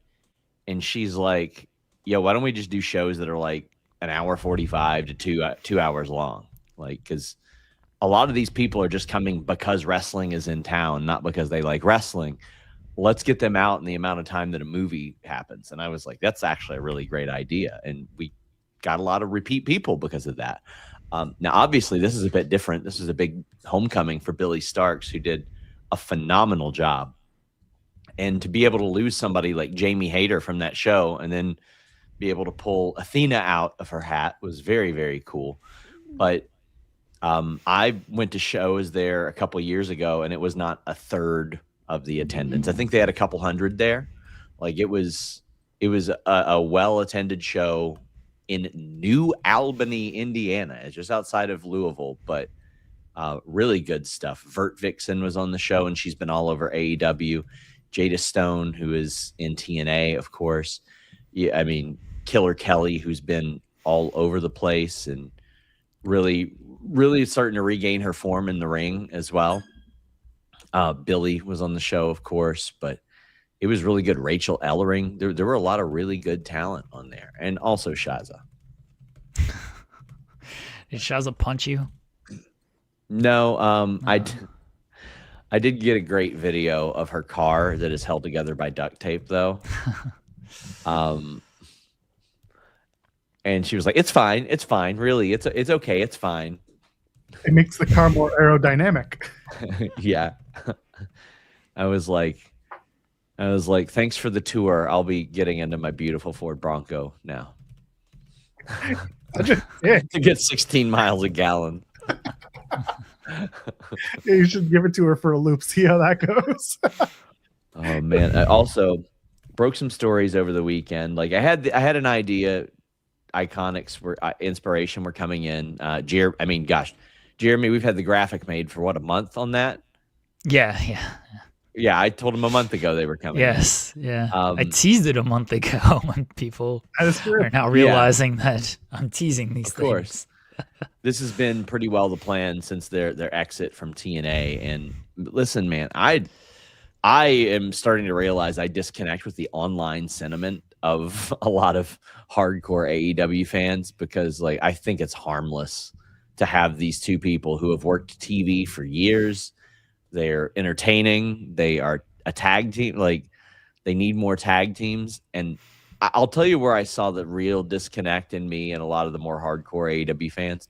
I had posted something and said Danhausen could have been AEW's R-Truth. And it was just full of like, nah, bro, we good. We don't want that. That's exactly what we don't want. And I'm like, you know, a lot of people, like the MJF and Adam Cole storyline was white hot a lot, largely because of the comedy associated with it. Like, but different people want different things. Objective art form. And this is this is why some people will talk about, you know, what's gonna when the term was like, you got 1 million now, what's gonna lead you to the next million? And the feedback was often like the comedy stuff or different, you know, different showcase talent or different presentations of wrestling, and the pushback became like, no, we don't want that. This should be different from WWE, TNA, whatever it was at the time. So no, it's in doses. Like, yeah, I wouldn't say make the whole show WWE-esque. But this is the thing: is that there are enough people. And there are enough people who think that if you think of one thing as an idea, therefore that idea must take over the entire concept of whatever you're talking about. And that's how we talked about this earlier with the WBD ownership stuff, where it's like anything now that comes out is not going to be detrimental immediately to a company. It has the ramifications long term if WBD gets sold or if the deal expires or whatever it is. Nothing is immediate. Right now it's noteworthy but not newsworthy. And also, listen, I cannot agree with Hangman Page maintaining a relationship with Marty Scurll. I personally wouldn't, but that's also a disconnect I see with the hardcores and what is existing in the audience. Because you would think that Hangman Page's career was over if you got on Twitter. Like, you would think all that. I think of, I can't believe I'm citing Taryn as a source. Taryn, Big Titty Taryn. Big Titty Taryn, Twitter. yeah. Hell yeah. And I think she had tweeted something that went viral years ago. She says, it's R.I.P. Grandpa, but he used to crack your granny in the head with a skillet. And I'm like, you know how many, and I'm never going to be it's the same people, because that's a lazy blanket statement. But I'm like, man, Eddie Guerrero is revered in pro wrestling. And some of y'all might want to look into who his tag team partner was. Like, because everybody knew. And not only, like, yeah, it was. But my best friend is in prison for murder. Damn. Hope he's still right in caps. Here's a wild one. Exclusive on In the Weeds. My ex-girlfriend from when I was like a teenager has a twin brother that could not be more unlike her. Face tatted, everything. He was on the run from a murder charge. Nice. He speared a man to death. Jesus. He went on the run. Did he deserve it? He beat the case. They caught him and he beat the case. I guess they had video footage that showed the man like attacking him, and he just. Well, it's not funny. It's not funny. It sounds like he did deserve it. In Kentucky. It wasn't in Kentucky. Other side of the country, Playboy. Yeah. You never know. You never. And I talked to him one time after that. I'm like, yo, why'd you run? He's like, look at me. He's like, I got face tat. They're easily okay on this one. Duly noted. In the Weeds has now become On the Run. Good luck. It's funny. Nigel, who produced our Listen Your Boy for years, has like a monster true crime channel. And I'm like, buddy, do I have some stories for you? Got a girl that went to my gym that tried to cook her mom. I mean, she did cook her mom. This is Eric Cartman shit over here. Oh, yeah, yeah. She went crazy and cooked her mom. Jesus. Yeah, pretty wild. A girl that I went to high school with died of rabies in Walmart. Okay, That's now we're just just mad libsing this whole thing. That's No, just it was sad. covered in one of the the little true crime, not true crime, but one of those like documentaries. Yeah, pretty wild, man. Guy in my homeroom, and it's even crazier to think now because he was like 19, he got held back a year, but he played Russian roulette and died. Hmm. And I'm like, that's something you hear about like crazy old dudes in their 40s or 50s doing, and I'm like, man. Okay, hold on. Since we're talking about Walmart and kind of ties back to our conversation about food, Jeremy, do your local Walmarts have McDonald's or Subways in them? Subway.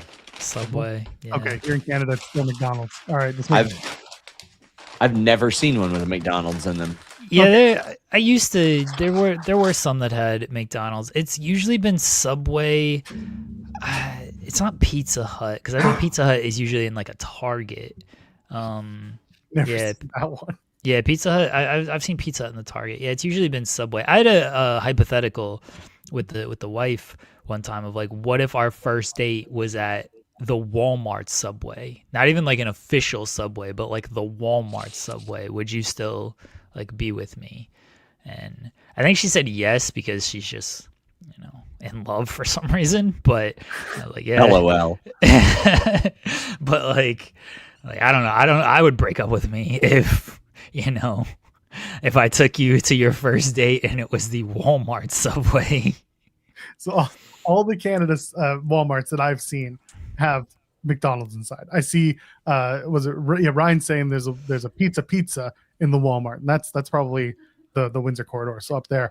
But yeah, that's wild. Because the first time I went to a Subway, so I went to a Walmart in the States, I saw there was a Subway inside. And this was in Alaska, and I was like, "Is this just an Alaska thing?" And they're like, "No, most of the Walmarts have Subways in there." Oh, all right then. Yeah, it's very, very common. Sometimes like a salon as well. Oh, weird. Salon in the Walmart. Yeah. I've seen the salon in the Walmart before. The Back in the eye day- place is always in the Walmart. They Yep. get the The eye place. optometrist. That's normal to me, at least. Yeah. They used to have a really dope pretzel place in my hometown. Oh my God, it was so good. You could go through and get the sample piece, and they give you a little cheese dipper as well. Oh, it's so good. Starbucks Incredible. is big in the Target. Yes, Starbucks is very big in Target. Okay. I feel like every Starbucks Target is has a in Seen those. Starbucks. Yeah. Picca Hut in Target. I've never seen that. Yeah, someone I mentioned literally that just earlier, too. yeah, me. I just No. meant it. Did people not listen to me? Schmuck, in the chat, someone had also mentioned the Pizza Hut, and I'd never heard of that before. The show is good sometimes when I speak. Did Kmart ever have anything back in the day? Photography I feel like studio? they did. I just don't remember going into Kmart enough. So we had Zellers, which was kind of like Kmart, and Zellers would have a diner that people loved. Like they romanticized it to the point where they almost brought it back for a little while. This Zellers diner, that was it. Well, Wilkins Well, saying they had an Auntie Anne's in his Walmart. I'd be there all the damn time if there was an Auntie Anne's in Walmart. Got to go to the mall for that out here. Yeah, I went to exactly. the mall Valentine's night. Picked up some Cheesecake Factory chicken. It was connected to the mall. I've never seen the mall more busy than Valentine's night. It was insane. Oh yeah, we ordered food for us and the 1,200 kids because we went out the night before. Or we went out Thursday and then just got Chinese food for ourselves on Friday and said, fuck them kids. They can learn to fend for themselves. But we ordered food on Saturday, and the person who delivered it was like, oh, you guys are smart. You just ordered instead of going out. And we're like, yeah. And he's like, yeah, my son went out. He's like, there's like a 45-minute wait at like the place up the street. I was like, yeah, that's why we did not go out tonight, because we were not going to wait around for a table. Saturday, Valentine's Day. I mean, good on the restaurants. I'm sure they did some business, but could not imagine going out on Saturday for Valentine's Day. I took my kid to the aquarium on Saturday, Valentine's Day. So many couples in like their red get-ups taking pictures with the jellyfish, and I'm like, good for them. Good for you, but I'm just like, my kid and I are just trying to enjoy this. Please stop taking pictures. Zarian would just walk in and be like, "I'm Andrew Zarian." It's like right over here, Mrs. Zarian. Like, no, wait. He would give money. He is the guy who just gives money and walks through. No question. I think Zarian's just well known enough to where he ain't even got to give them money. Yeah. No, he slipped the guard at 20. That's what he does. He doesn't do do you know who I am? He does the here's money. It's the universal call sign.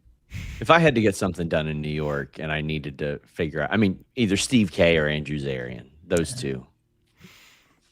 I don't know Steve K well enough.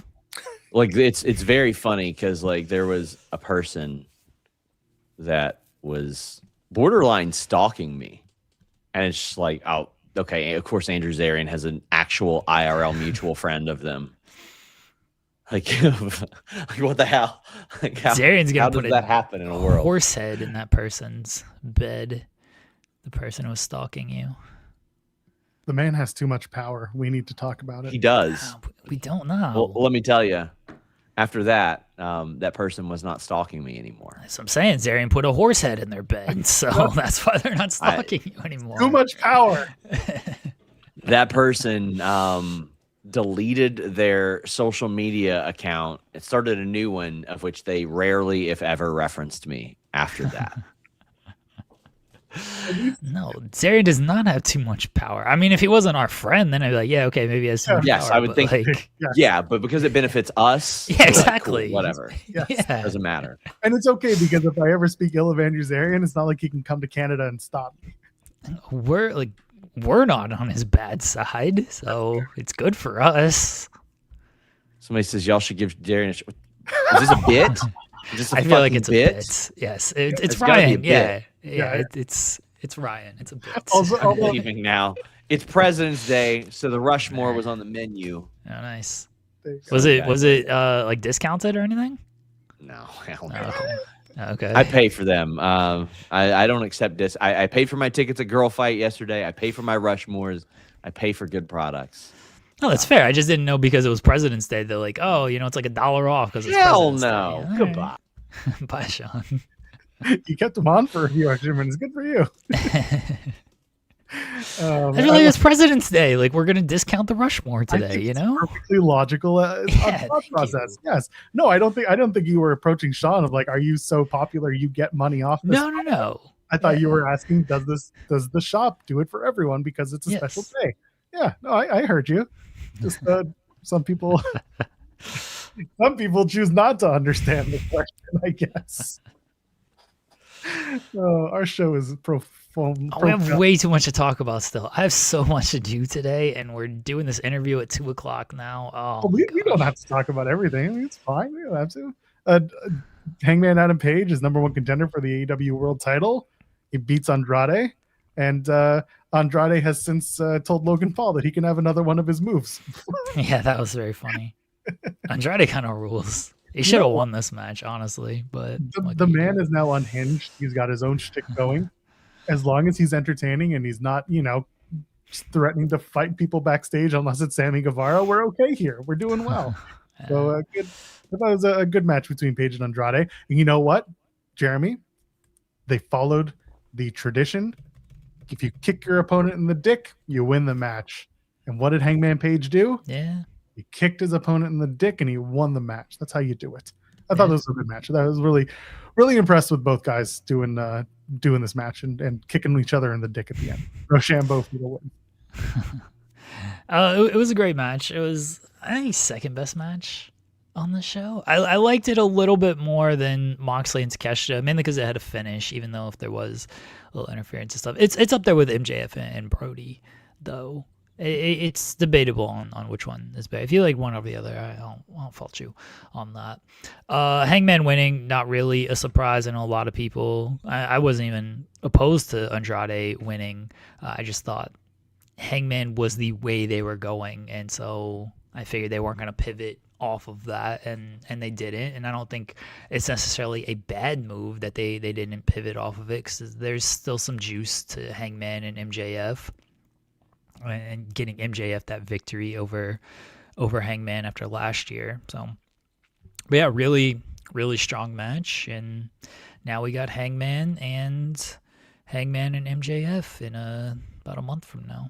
Do you think that it's going to be a traditional one-on-one? Are they going to add a stipulation because the last singles match between these two was okay, but kind of floundered? Do you add a little something to make it more important, if you will, since it's not the first time these two have faced each other? Maybe, but I wouldn't go. I guess you just do like some type of street fight type of thing. I would probably be it if they do anything like that. Yeah, I could see where you go to a stipulation on this, because they had two just straight up matches last year, and the Forbidden Door match was just mired by that bullshit with Mark Briscoe and everything. That was very unnecessary. So yeah, I could see them going stipulation here, and it would make some sense, because they got like a month to build this thing. And a cage match, potentially, see that. Is there Hook interferes? That's the thing. You need to have enough people interfere in the weeks leading up to this match to make it a cage match. That's the one thing with a steel cage match, is that I don't like it when someone calls for a steel cage match just for the sake of putting it in a cage. The reason needs to be enough people keep getting involved that they need to keep the people out, hence the steel cage. What if what if MJF decides Texas Death Match of like, I'm gonna beat you in your own match? That would be thing. I would honestly be fine with that. I love the idea of Hangman saying, because he does this, right? He keeps doing this thing where he says, I'm gonna beat him in 2 minutes, I'm gonna beat him in 90 seconds, and it keeps, going against him. Why not keep upping the stakes of his own silly shit where he says, I'm gonna beat him in his own match? And eventually he does. Maybe he cheats to win, but it's Texas Death and he can do that. So I actually quite like the idea of going that route. Yeah, I could see it possibly going with that. Yeah, so either way, I mean, I'm looking forward to the match. I said it on Friday. I would have liked Andrade, but again, the heel versus heel, I understand people not necessarily wanting to go that way. But if you do an added stipulation to this match and make it a little more fun for the audience beyond just a match, then I would be I'd definitely be more interested in Hangman and MJF in a Texas Death Match. But we'll see what they do. Does MJF bring up the picture? I wouldn't put it past them. That's the thing. It's one of those, if he does, it's because somebody said don't, and he did it anyway, which is just like the Diddy thing. It was not something people wanted him to say, but he said it. It was more like they didn't know he was going to say it, and he said it. And then after the fact, they were like, what did you do that for? I hope someone has the wherewithal to say, like, Max, don't bring up the picture. It's not to be brought up. And he follows that, but we'll see. I don't think it's going to be like Skrull is going to be like actually referenced. It would just be kind of a if you know type of thing. I don't think he should, mind you, because Hangman's the baby face, and you don't really want to heel, because that's definitely a heel thing. You don't really want to heel your baby face in that type of promo. So yeah, I don't think he should. I don't think it makes a whole lot of sense. Okay, the idea of coming out with an umbrella and just being like, oh, when it rains it pours, Hangman, like something like that, that's cute. You can't go too far with it. I don't. There's no great way for Hangman to respond to that. Like, what's he gonna say? Of like, oh, at least I still have friends. You run like, maybe you don't want those friends, buddy. That is the problem. How do you respond to it? Because he got stuck with the same thing in the World's End build. It's like, how do you pivot from the Diddy call? How do you do? And they did it effectively in New York the next week, but like they had to respond somehow. Yeah, it's tough with this. Like, it was easier to respond from the Diddy thing because Swerve is not Diddy, so it was just, I'm gonna say this thing, and make this comparison to get heat, to get a shocking moment and stuff. But as they did, as they did about with Hangman and Swerve responding, like they were able to turn that of make this joke, make this reference, because MJF like actually does that on the television show. So it was kind of an easier thing to respond to. There ain't really a great response to this. Like, it's a real situation that Hangman has to deal with because he's put himself in this position. And there's no real like great response to like. I don't think they should bring it up. I don't think so either. And if they do, I hope that it's known and planned for, and they figure out a way to make it work. But as of right now, if they just did it without anyone knowing, I wouldn't love it. People are mentioning, talking about the villain in this chapter of Hangman's story. Like, it's, again, if you get cutesy with it and there's a way to make it work without being too over reliant on wink, wink, nudge, nudge, here it is, then like, I get it. But you do have to be careful with that line because, like Sean said, there are people who are just so profoundly online, and the moment the character breaks into reality, they don't want any part of it. They think that person's like the worst person in the world and they don't want to be around them. And meanwhile, those who are a little more offline or level-headed to it are just like, yeah, just stop liking wrestlers beyond being wrestlers on TV. Stop liking people. Start liking the characters. Or don't. Yeah. That's the point. Don't be a cheerleader. It's okay. You can they'll be fine. They're making squillions of dollars on this. I'm gonna listen to all MJF promos with my hands over my ears, like Tenruza said on Friday. I'm just gonna, MJF promos got me very shook. So I'm worried. I'm worried about MJF, folks. Wheeler Yuta is allegedly bald, or at least we don't know yet. He had most of his head shaved, Skullet style.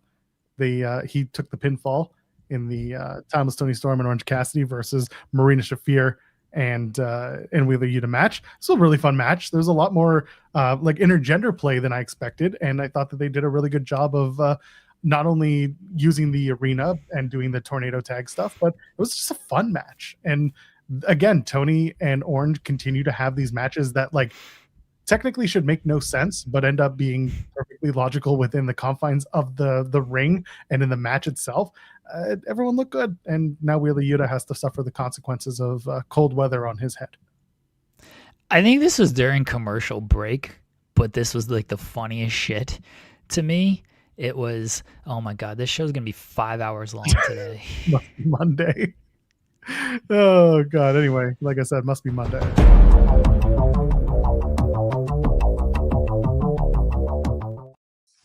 Say his name and he appears. Hello, Andrew Zarian. Dude, I can't call you from the shower because I take this off before the shower and I had to glue it on. It's a whole process. You got to talk to that one boxer about how to keep that on. Well, it didn't work for him either. That's true.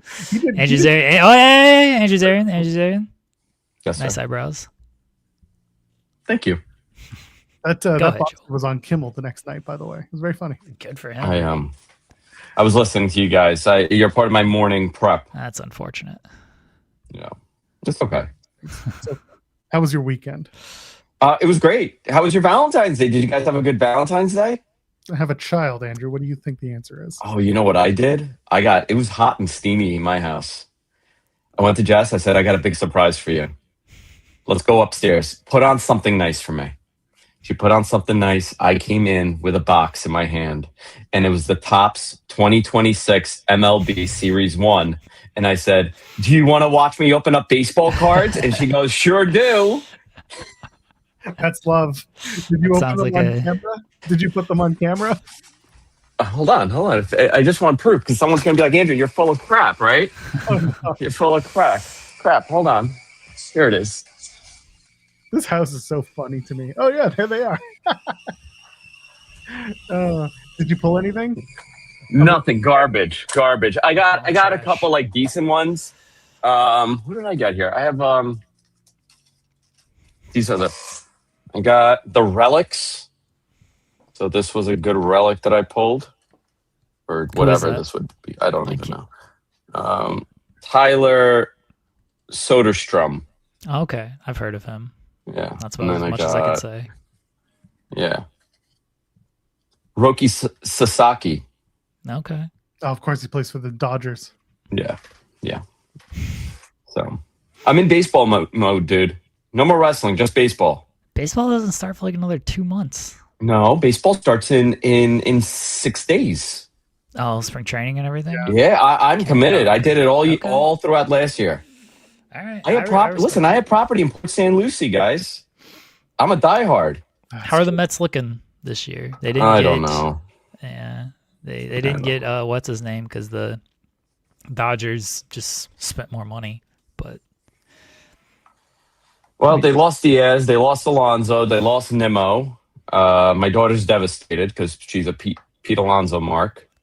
I think they're okay. You know what? They may do great. They made Bo Bichette looks good. yeah. I like Carson Bench that they're bringing up. I think Nolan McLean is a great pitcher. They have a great team. We'll see. You stay away from Boba Fett. He was your guy. He was our guy. We had so many jokes. He's gone now. That's fine. Now he's in Flushing. Seems bad. You know what else is in Flushing? Double or Nothing. Yay! Have fun. Yeah. You're not coming, huh? No, I ain't going stateside for a long ass time. If I do, I might go in for the Deanna and Macklin show that they're putting. Oh, on. nice. Yeah, that's in Rahway, so we'll see. I had a funny way that I was still sitting on that because I didn't want to mess up or burn anybody.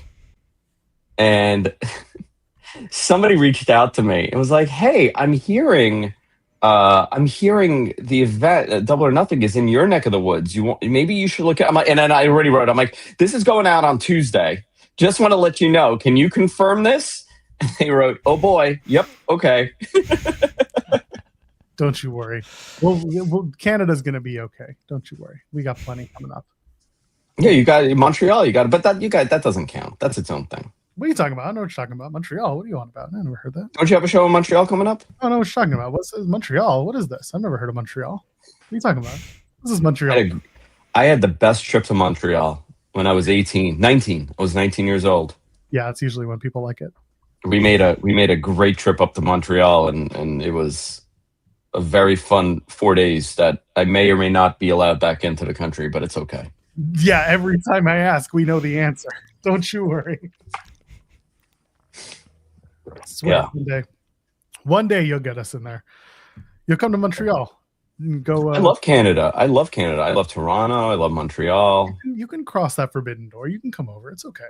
It's 8 hours. It's a quick flight if I want to drive. It's 8 hours, right? It's an 8-hour-ish drive to Montreal. Yeah. I wouldn't sit anywhere for 8 hours. Someone asking, would I rather travel to Florida, Montreal, or Riyadh? Montreal. Not only because it's closer, but because why would I want to go to Florida or Riyadh? I would obviously, for me, the answer is Florida. Coward. Go to Riyadh. No desire to go to I am not going to Riyadh. There are very little scenarios in life that would bring me to Riyadh. Can I mention WrestleMania might bring you to Riyadh if you There's not a chance. put on your green shirt unless I'm being paid a lot of money. Put on your green They shirt might. and tell them. That's No. right. Pay me. Well, they did do that comedy show in Riyadh, didn't they? Yo, we talked about that one for a while on the show. Yeah. A friend of mine was on that card, and they paid him a lot of money, and they got very upset with him. They got very, very upset with him when he put on a traditional Saudi garb and started screaming that they do love the Jews. And they banned him from going on the show, but they still had to pay him a couple $100,000. Yeah, they should. He's lucky he got out of It's the a true country, story. honestly. Yeah, he never wanted to do it. He just sabotaged it. Someone in the chat saying Andrew and MBS hanging out at WWE World. Don't say that. Don't say that too loud because it could possibly happen. Now we are doing a Mad Lib show. I think now it's just going to be me photoshopped in random world events. Yes. What is Like he- you saw that Cody one where Cody's like there with Malcolm X. He's there with MLK. One of those. What's he doing in one of the Trojan horses? Yeah. Mussolini's being hung by his legs. I'm standing in the back like this. There's no way to do this. Yeah. Andrew Zarian's time traveling series. Yeah, you next to Jesus. You know what it's like? It's like Sliders. Remember Sliders? Oh, barely. No, Yeah. Quantum Leap. It's Quantum Leap, okay. but I'm put in the 0 hour worst moments. Like, I'm in the bunker and the Germans have come, and now I need to, and the Russians have arrived, and now I got to explain, like, how the hell did I get here? Sorry, someone's mentioning that you should be in Timecock. Well, that is Tony Khan's. Yeah, I am actually, but not the first one. 2, 3, and 4. 2, 3, and 4. Not 6. Yeah. The Return of Timecock. That was a good one. Timecock Back to the Past. That's my favorite one. Yeah. Back shots to the past. Back shots to the past. Okay. Yeah. So I don't know if you guys know, I haven't done a show in like a month and a half because my entire setup is broken. Yeah, who's doing your Sunday show? No one has been knowing it. A replay of me. Shh, don't tell anyone. It's just been AI, Zary. Just AI, dude. I put myself. I'm like, just talk about the current events of wrestling for the week, and do it in my voice. Why does it sound like Brian Alvarez yelling at the Mets? Yeah, look at this. Zarian and Tenement Square. The worst moment. The tank is coming. I'm on the Titanic. I'm fighting Leo to get on that piece of board. And you know what? Can I tell you how ungrateful of her? How ungrateful of her. He could have stayed. He could have survived. It's true. That's true. She's the heel in this, not Billy Zane. Billy Zane did nothing wrong. You know what? You should just be the one of the musicians going down with the ship. You know, that's my line all the time about a lot of whenever the companies that hire me for consulting, you know, generally it's at the worst times that they hire me to fix whatever problem that they have. And there have been numerous times where I have screamed, I am not sinking with this fucking ship. Amazing. So I'm constantly, I give the analogy of being on the Titanic and everybody's playing their instruments and I'm not staying. I'm leaping. I'm pushing the women off. Out of my way. Well, forget about the children. Jesus. All right. Wow. I'm proud of you, though. Thank you. I show my clients. I show my clients my loyalty. Yeah, that's right. Oh gosh. All right. What's left with your day? What are you doing? There's a great new Colombian place that opened up on my house. So we're taking the kids. Uncle Bob is taking us, actually. As you guys know, Uncle Bob. Joel, have you met Uncle Bob at one of the shows or no? I haven't met him yet. You haven't met him yet? Yeah. Uncle Bob is an OG. He goes to everything. Actually, he's gone to multiple AEW shows, multiple WWE shows. Evolve. We loved Evolve. So Uncle Bob is Rob met Uncle Bob. Yes, Rob met Uncle Bob. Met Silvana, the psychotic one that we always talk about on the show. It was scary for him. And then we went to where did I take Rob? We met at Elgin. We had lunch at Elgin that had a couple drinks. Rob, I don't believe drank, but he'd watch me and Rich drink. Then I took him to Sardi's, which is an institution. If you're going to Broadway, you go to Sardi's and you have a martini. And it was Uncle Bob's entire family because they were just at a Broadway play. Oh, no, it wasn't. Rob fell in love. Yes. Rob did fall in love with our friend. Oh, dear. Yeah. Well, there are worse things to do. Yeah. Yeah, no, I haven't met Uncle Bob yet. You and we haven't seen each other since 2021. No, can't be. Yeah, it was SummerSlam, and then it was New York for Grand Slam. But you know what's funny? Like, it doesn't feel like that because we speak all the time. Like, Jeremy, like, we've never met in person. No.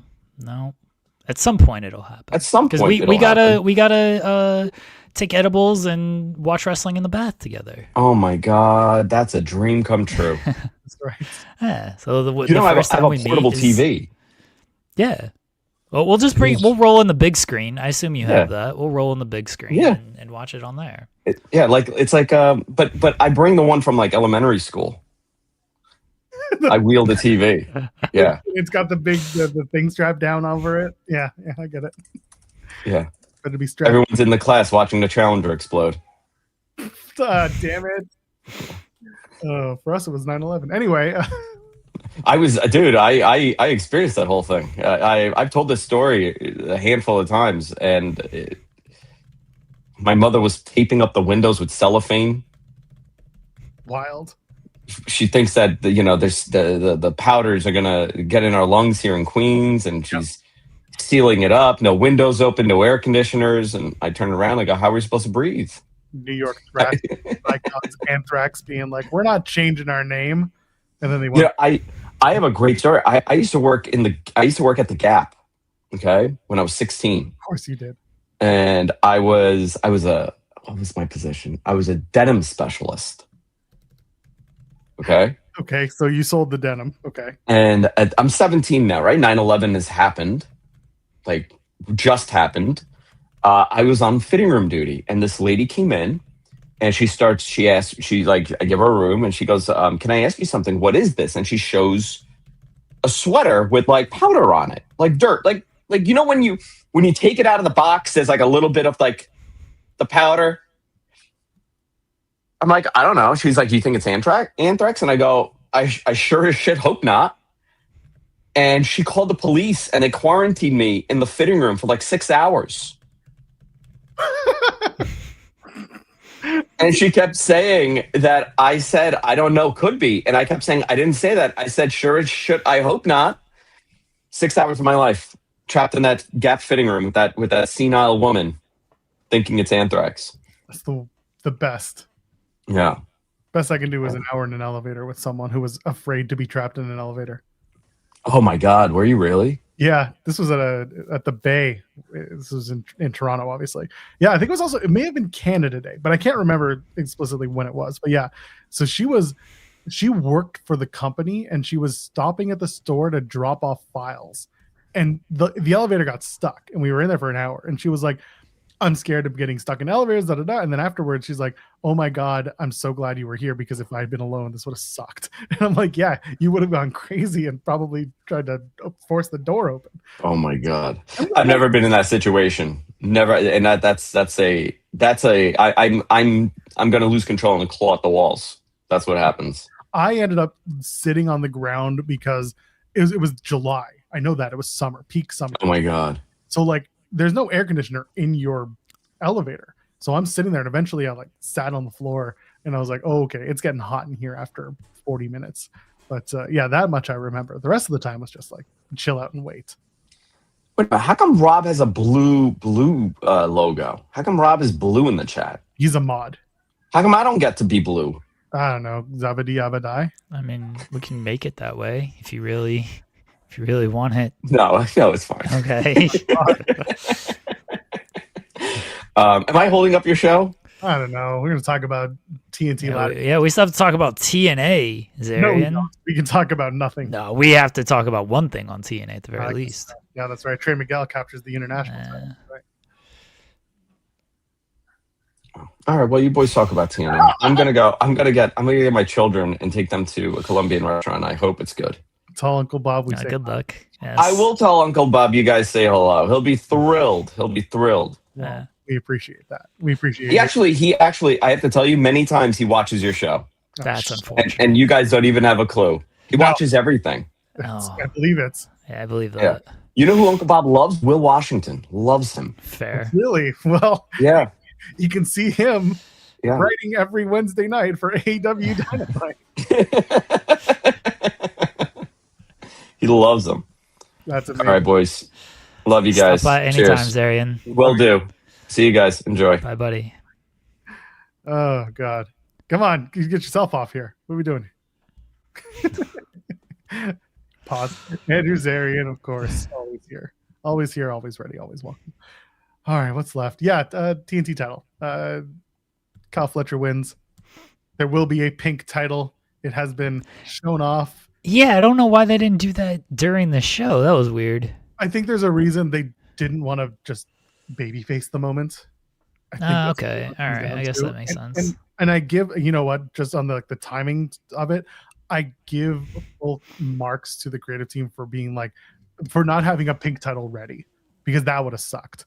But no, I liked the match. I thought it was a really fun ladder match. I don't love the "please don't die" chants, just because it feels like you're setting up for just over violent things sometimes, and I get nervous, but that's just me. It's up to them to be safe. It just sucks when you got to be on your toes with these guys. This was an over violent thing. I think that like suplex on the apron thing, like that was the nastiest bump I saw in this match. And they did some the J Jiller on the ladder, like they did a lot of crazy stuff in this match. But I mean, look, it was the 7th match. We've seen it 6 times. They did the no DQ match last time, so it was gonna be tough to kind of top that in terms of violence. But God knows they went out there and they were like, well, we're gonna fucking try, and they may have succeeded. I'd have to go back and watch the no DQ match again to compare the two, because my memory is bad on this stuff. But they certainly did a great job utilizing the ladder and making this, I mean, way better than that NXT ladder match that was half-hearted nonsense for most of the time. So this was fantastic.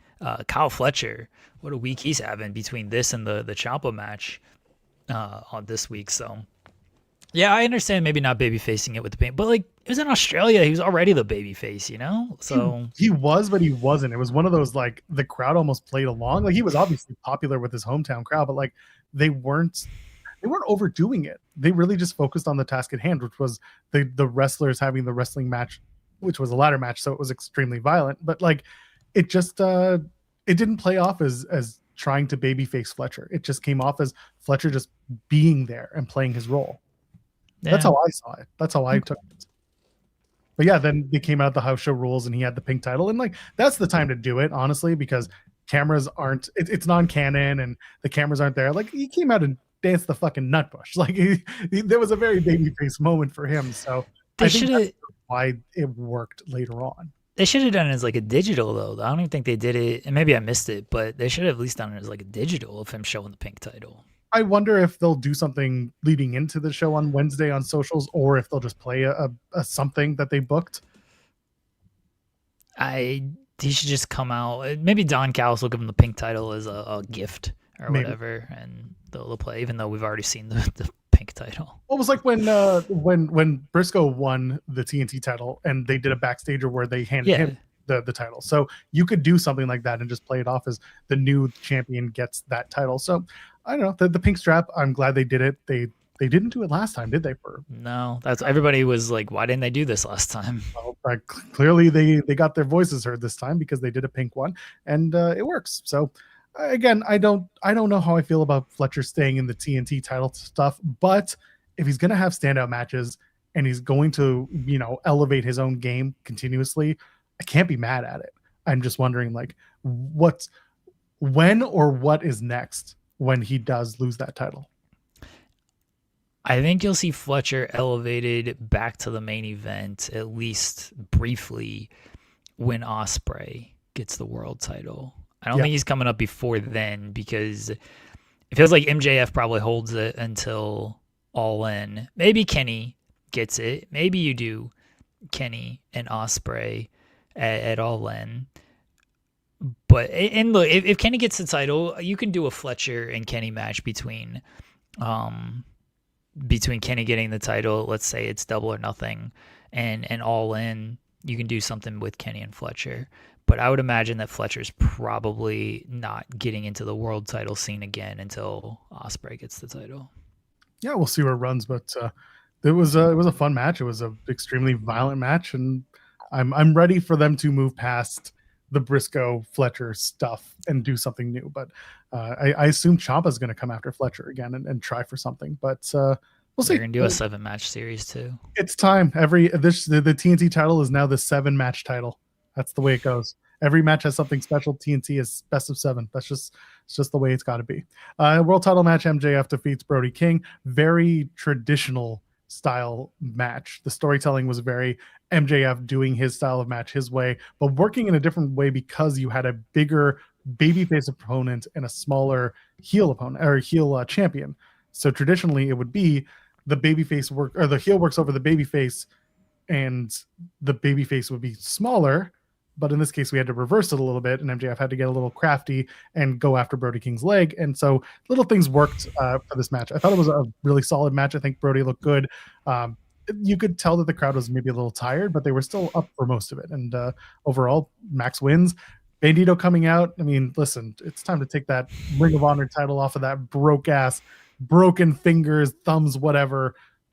Get rid of Bandito. Not get rid of, but him being out there was kind of strange. But they did it. I thought the match was good, but MJF retains and Hangman signs the contract. The finish felt a little like he hit the heat seeker and that was it. I was like, oh, Sometimes it's all it takes. No, I'm fine with it. I don't need like 300 kickouts on this stuff. I was all for it. I just was not suspecting it, which in a good way. I'm not saying it was bad or anything. I like that as I. Now you froze. He says as I, and then he freezes. That's the best part. Come back to me, Jeremy. We're not done yet. Okay. You're back. All right. I like the story of MJF just trying to like cut down Brody, and also when he had to avoid the hangman sleeper on there. I don't know what you'd call that thing, the noose sleeper. Something like that, sure. Yeah. I like that he was working after the leg and, trying to take away the cannonball specifically, because that's kind of when Brody hurt it. But that was also the setup to Brody winning last time, as he hit the cannonball after the sleeper and then the Gonzo bomb. So overall, like it was a little methodical, which I don't think was a bad thing, because they just had to follow Fletcher and Briscoe, and it's going to be tough to go high octane action when that's the match that you're following. And these, not to say that MJF and Brody can't do like high octane action, it's not really their thing compared to, like, if you had like an Osprey in there, then obviously you would kind of suspect that. MJF has kind of always been a little bit more methodical, and Brody being a bigger dude, like it makes sense that that's the style of match you would want to work. But I thought it worked overall, and I think some people might have this as the second best match. I think Moxley, Takeshita, Page, and Andrade in this match, to me, can feel kind of interchangeable as far as 2 through 4. Like, I'm not going to disagree with anybody's order. It's all personal preference type of thing. But it was still, in line with those matches. Yeah, and it was. I don't think the outcome was in doubt. I like that people were wanting Brody to get the win. That's what you should do, is cheer the babyface in this case. But wasn't to be, and there's more story to tell with Max. I'm curious, is Brodito gonna just reform and go back to it? What happens to Brody King? Is he long for the world title contention to continue? Does he go after another title? What's the Brody King path? Because he got the world title match, and they did a good job building him up for this as like a B tier title match. So I'm curious, like, how do you build on him? Or do you? And I think they should. How far does Brody King go from here? Give me a Fletcher and Brody King match. Okay. Can they be a ladder match? I mean, at some point, maybe. That would be match number 7. I like the idea of those two going at it. Again, Brody being the bigger dude facing off against these smaller heels is a very funny, like, we got to put the match together differently type of feeling, but it's good. Those two would have a fun title program. And Matthew's saying have him squash Ricochet. That was my kind of other thought. It's just like, have him beat Ricochet. Like, Ricochet can lose in that kind of fashion, and he'll be okay. He's a big enough dickhead to where he can kind of, the same way MJF lost by squash. Like, no one thinks less of MJF because of that. I don't think people think. Well, sure, but I don't think people are going to think of less of Ricochet, because they got 3 million titles in this company. Brody King can win one of them. Give him a new title. Make a new title, the Brody King Ice title. Well, he's not going to be on television anymore, because Warner Brothers Discovery said no more Brody King. Yes, no more BK. Yeah. No more long chicken sandwiches for him. Anyway, all right. Do you want to do this TNA talk real quick before we do the Raw preview and get out? The only thing I care to talk about with TNA. Yes. Apologize to me, Joel Pearl. No. I refuse. Ariana Grace is the new Knockouts champion. Jeremy was adamant that would happen. I did not think it would. It did. It was poorly done. TNA basically proved that they dislike their entire Knockouts division. They cut out Danny Luna and do nothing with her for this match. It was like, Danny Luna's back. What's she doing? Nothing. Very annoying. Watching the greatest women's wrestler of all time capture the championship that she could not capture. What an obnoxious thing that was. This rules that they The put this whole title on the her. whole show was not very good at all. Cares about this It was show. okay, but the Stacks and Trey match was so bad. And first of all, Trey won, which is great. It was so bad they had to run a second version. They had to do it again at the tapings. Thank God they did it, because apparently it was better, at least allegedly. But Trey also, retained. So spoilers. It is what it is. The Cobra thing was so fucking dumb. Is he damn? Thank you. The Cobra thing was so dumb. The match was so bad. This rolled. How dare you? They just biffed the entire knockout division. The division that they just rebuilt. They got nothing. They're building it back up. They're building it with back. Ariana Grace. Joel, don't you see that this title is now going to be on NXT television, and it's going to get more accolades and more value and more exposure? You're right. It's just like JC. You're right. I love, by the way, that Stacks lost the title, and I was very sad about that because I wanted the power couple. But they were like, well, is it like a rule that like one TNA title always has to be on NXT television? Because that's how it's been. Because like they lost the international title, and it's like, oh, okay, maybe there's gonna be no TNA involvement on NXT. It's like, nope. Here's Ariana Grace winning the Knockouts title. It was explained to me that the partnership. When I say ramp down, people think that it's extremes, that it's like it's over and this is it. And it was like, no, it's not. When I said ramp down, I mean they're going to rely less on NXT talent holding up the TNA show. And I said, like, I stand by that, because they are starting to play it down. The Grace story, I don't know what the plan is there. I assume it's the Suat and Santino story. It all plays into there, and it's, oh, you're so emotional. Whatever. As stupid as that is. This is the only like TNA and NXT story that is there, and that seems to be happening for a while. So for that, like, that's what I'm saying. They're ramping it down. There's no reason for them to have a lot of crossover stories right now between the two brands. Rebellion seems to be like it's going to stand on its own. They've got some matches in the can. They've got some ideas. Macklin is still attacking Santana, so like there is something there. There's like they're forming their own TNA stories. We'll put it like that. They're not relying as much on the NXT talent. So just because Ariana won, I don't expect it to be a long title reign. They still have knockouts to work with, and they're starting to set up the knockouts division, the championship kind of hierarchy, or who they want to go after next. So I don't know if it's going to be like Lee wins it back. Honestly, if I'm Danny Luna, I would have been like, oh, hell yeah, she won. I'm just going to beat her ass real quick, and then that'll be that. And it could be as easy as that. But then you babyface Danny Luna, which is what you shouldn't do. So we're going to find out soon enough. Ariana Grace should just pin all of these dorks in the knockout division and just hold the title forever. All right. Stack them all. Stacks them all. Yeah, that's what I would do. Anyway, that was the TNA show. There really wasn't much to say. It wasn't even fine. It just wasn't very good. I sat there watching it, and I was like, I'm gonna go fold laundry, because this is not very good. I'm trying to think what the opening contest was. Oh, it was the Knockouts Was a battle royal. Yeah. Who won the battle royal again? Jody Threat. Hell yeah, she did. God, Joel. Yeah, she gets to lose to Ariana Grace. Well, her and Tessa go to a DQ this week on the TV show. Sorry, that's unfortunate. I'm gonna see Jody this week while she's doing a DQ finish on one show. I'm gonna watch her and Allie Catch have a tag match at C4 Wrestling. So that'll be fun. Okay. Anyway, that's what happened to us this weekend. Plenty more coming up.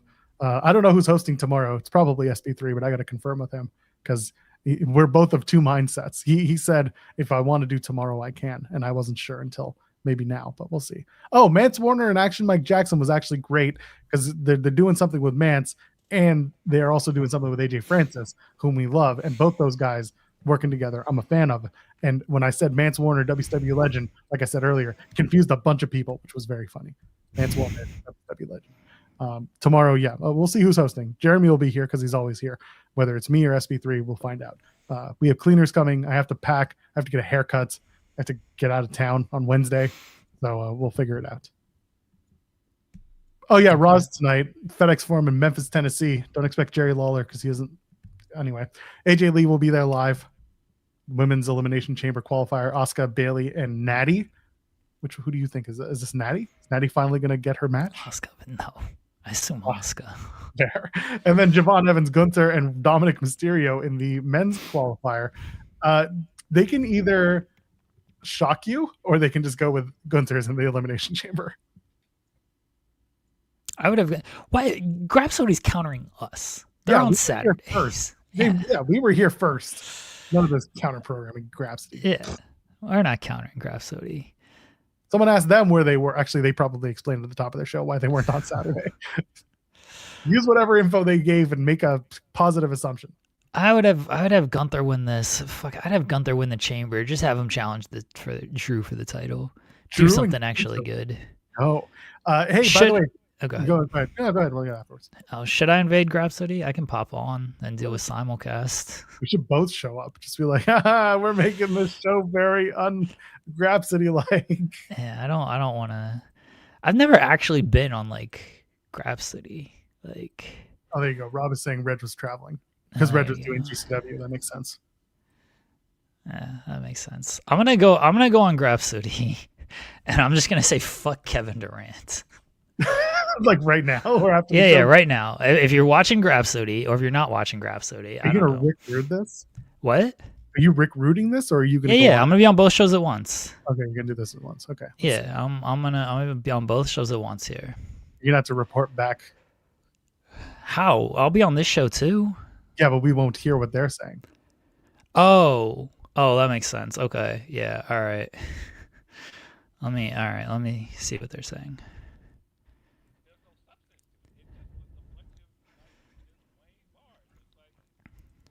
Can hear them in the back. They're talking about rap. Of course they are. Yeah. I'm waiting. Oh, Phil's setting me up now. Okay. Hello, gents.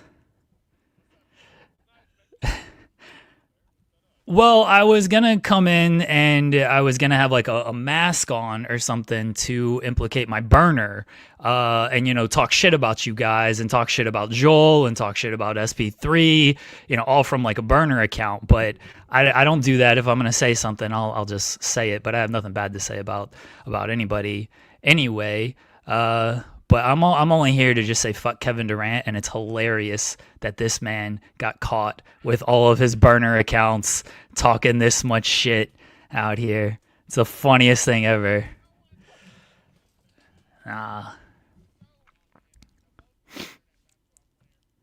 He's one of the greatest basketball players of all times, and he's out here spending all this time on the internet. Like, what are we doing out here? What are we doing out here? I guess so. I don't know anything about having that much money and being that bored, so sounds like a good problem to have. Oh, you got to catch up, Phil.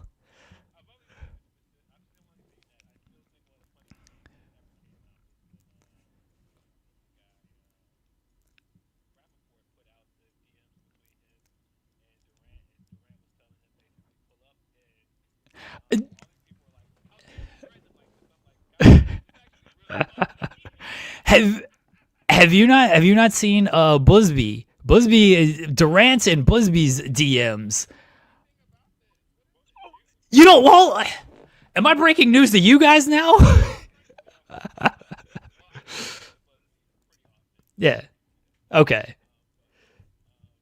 Yeah, he put it all out there where Durant is like in Busby's DMs and being like, "Is Daddy Kendrick mad at you?" Like.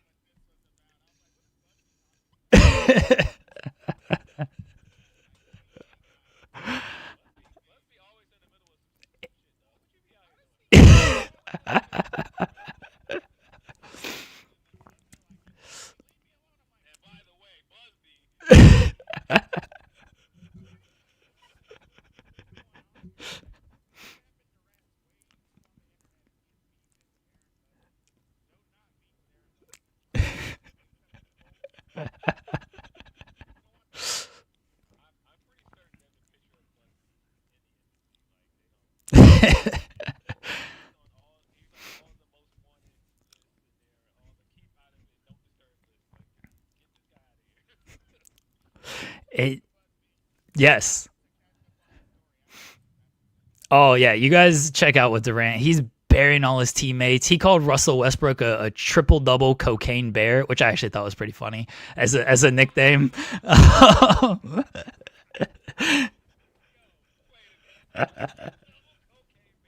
Yeah, that was actually really good. I was like, you know what? I don't like this dude, but I respect this nickname here.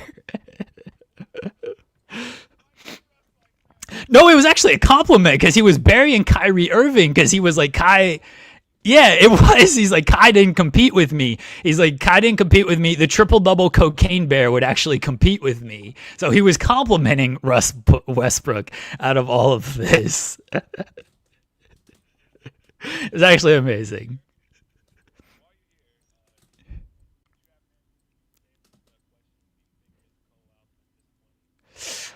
I liked it. I'm not the biggest Cole fan in the world.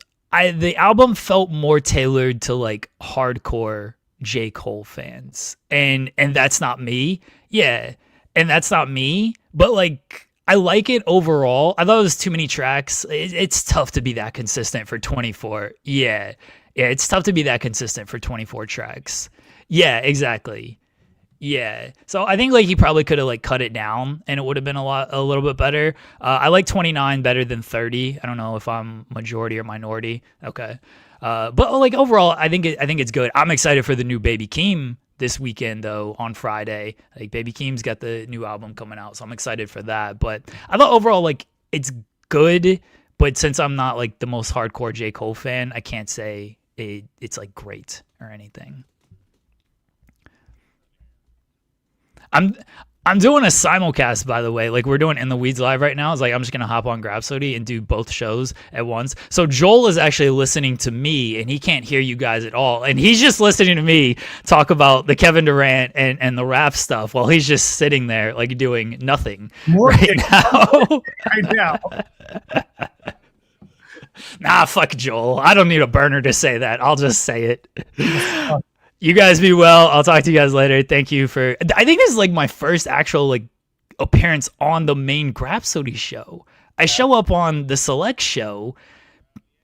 People don't know that I did producing for you guys like during the first few episodes because Will would always message me and be like, "Hey, I can't access this or I can't access that." I was like, "I got you. I'll pop on." So I'd sit backstage for a lot of the shows, but I think it's my first time like on the actual Grapsody main show, and I had to invade it to be on it. And again, fuck Kevin Durant. That's all I have. I try. You guys are the best. I appreciate you guys. Enjoy the rest of your show. Bye, everyone. Thank you for calling me seasoned, Mr. Muscle. I'll talk to you guys later. Bye. Are you back? I'm back. I am back. What a day. All right. That was my first official appearance on Grapsody. I just popped in, and Reg and Phil are the best. They rule. So They do. Yeah, I appreciate them. All right. We can. We ain't got nothing else to talk about here. Yeah. Sometimes I did like the person who called me seasons. Like, yeah, if you listen to this show enough, like I got the cookout invite from SP3 over here, but I like jumping on with those guys and showing a little diversity out here. And I think somebody in their chat said this guy sucks, which hell yeah. I don't disagree with that either. What was your moment of the weekend, Joel? Steve Macklin beating up the TNA World Champion, and then another World Champion keeping his belt, and then another World Champion getting involved in a triple threat.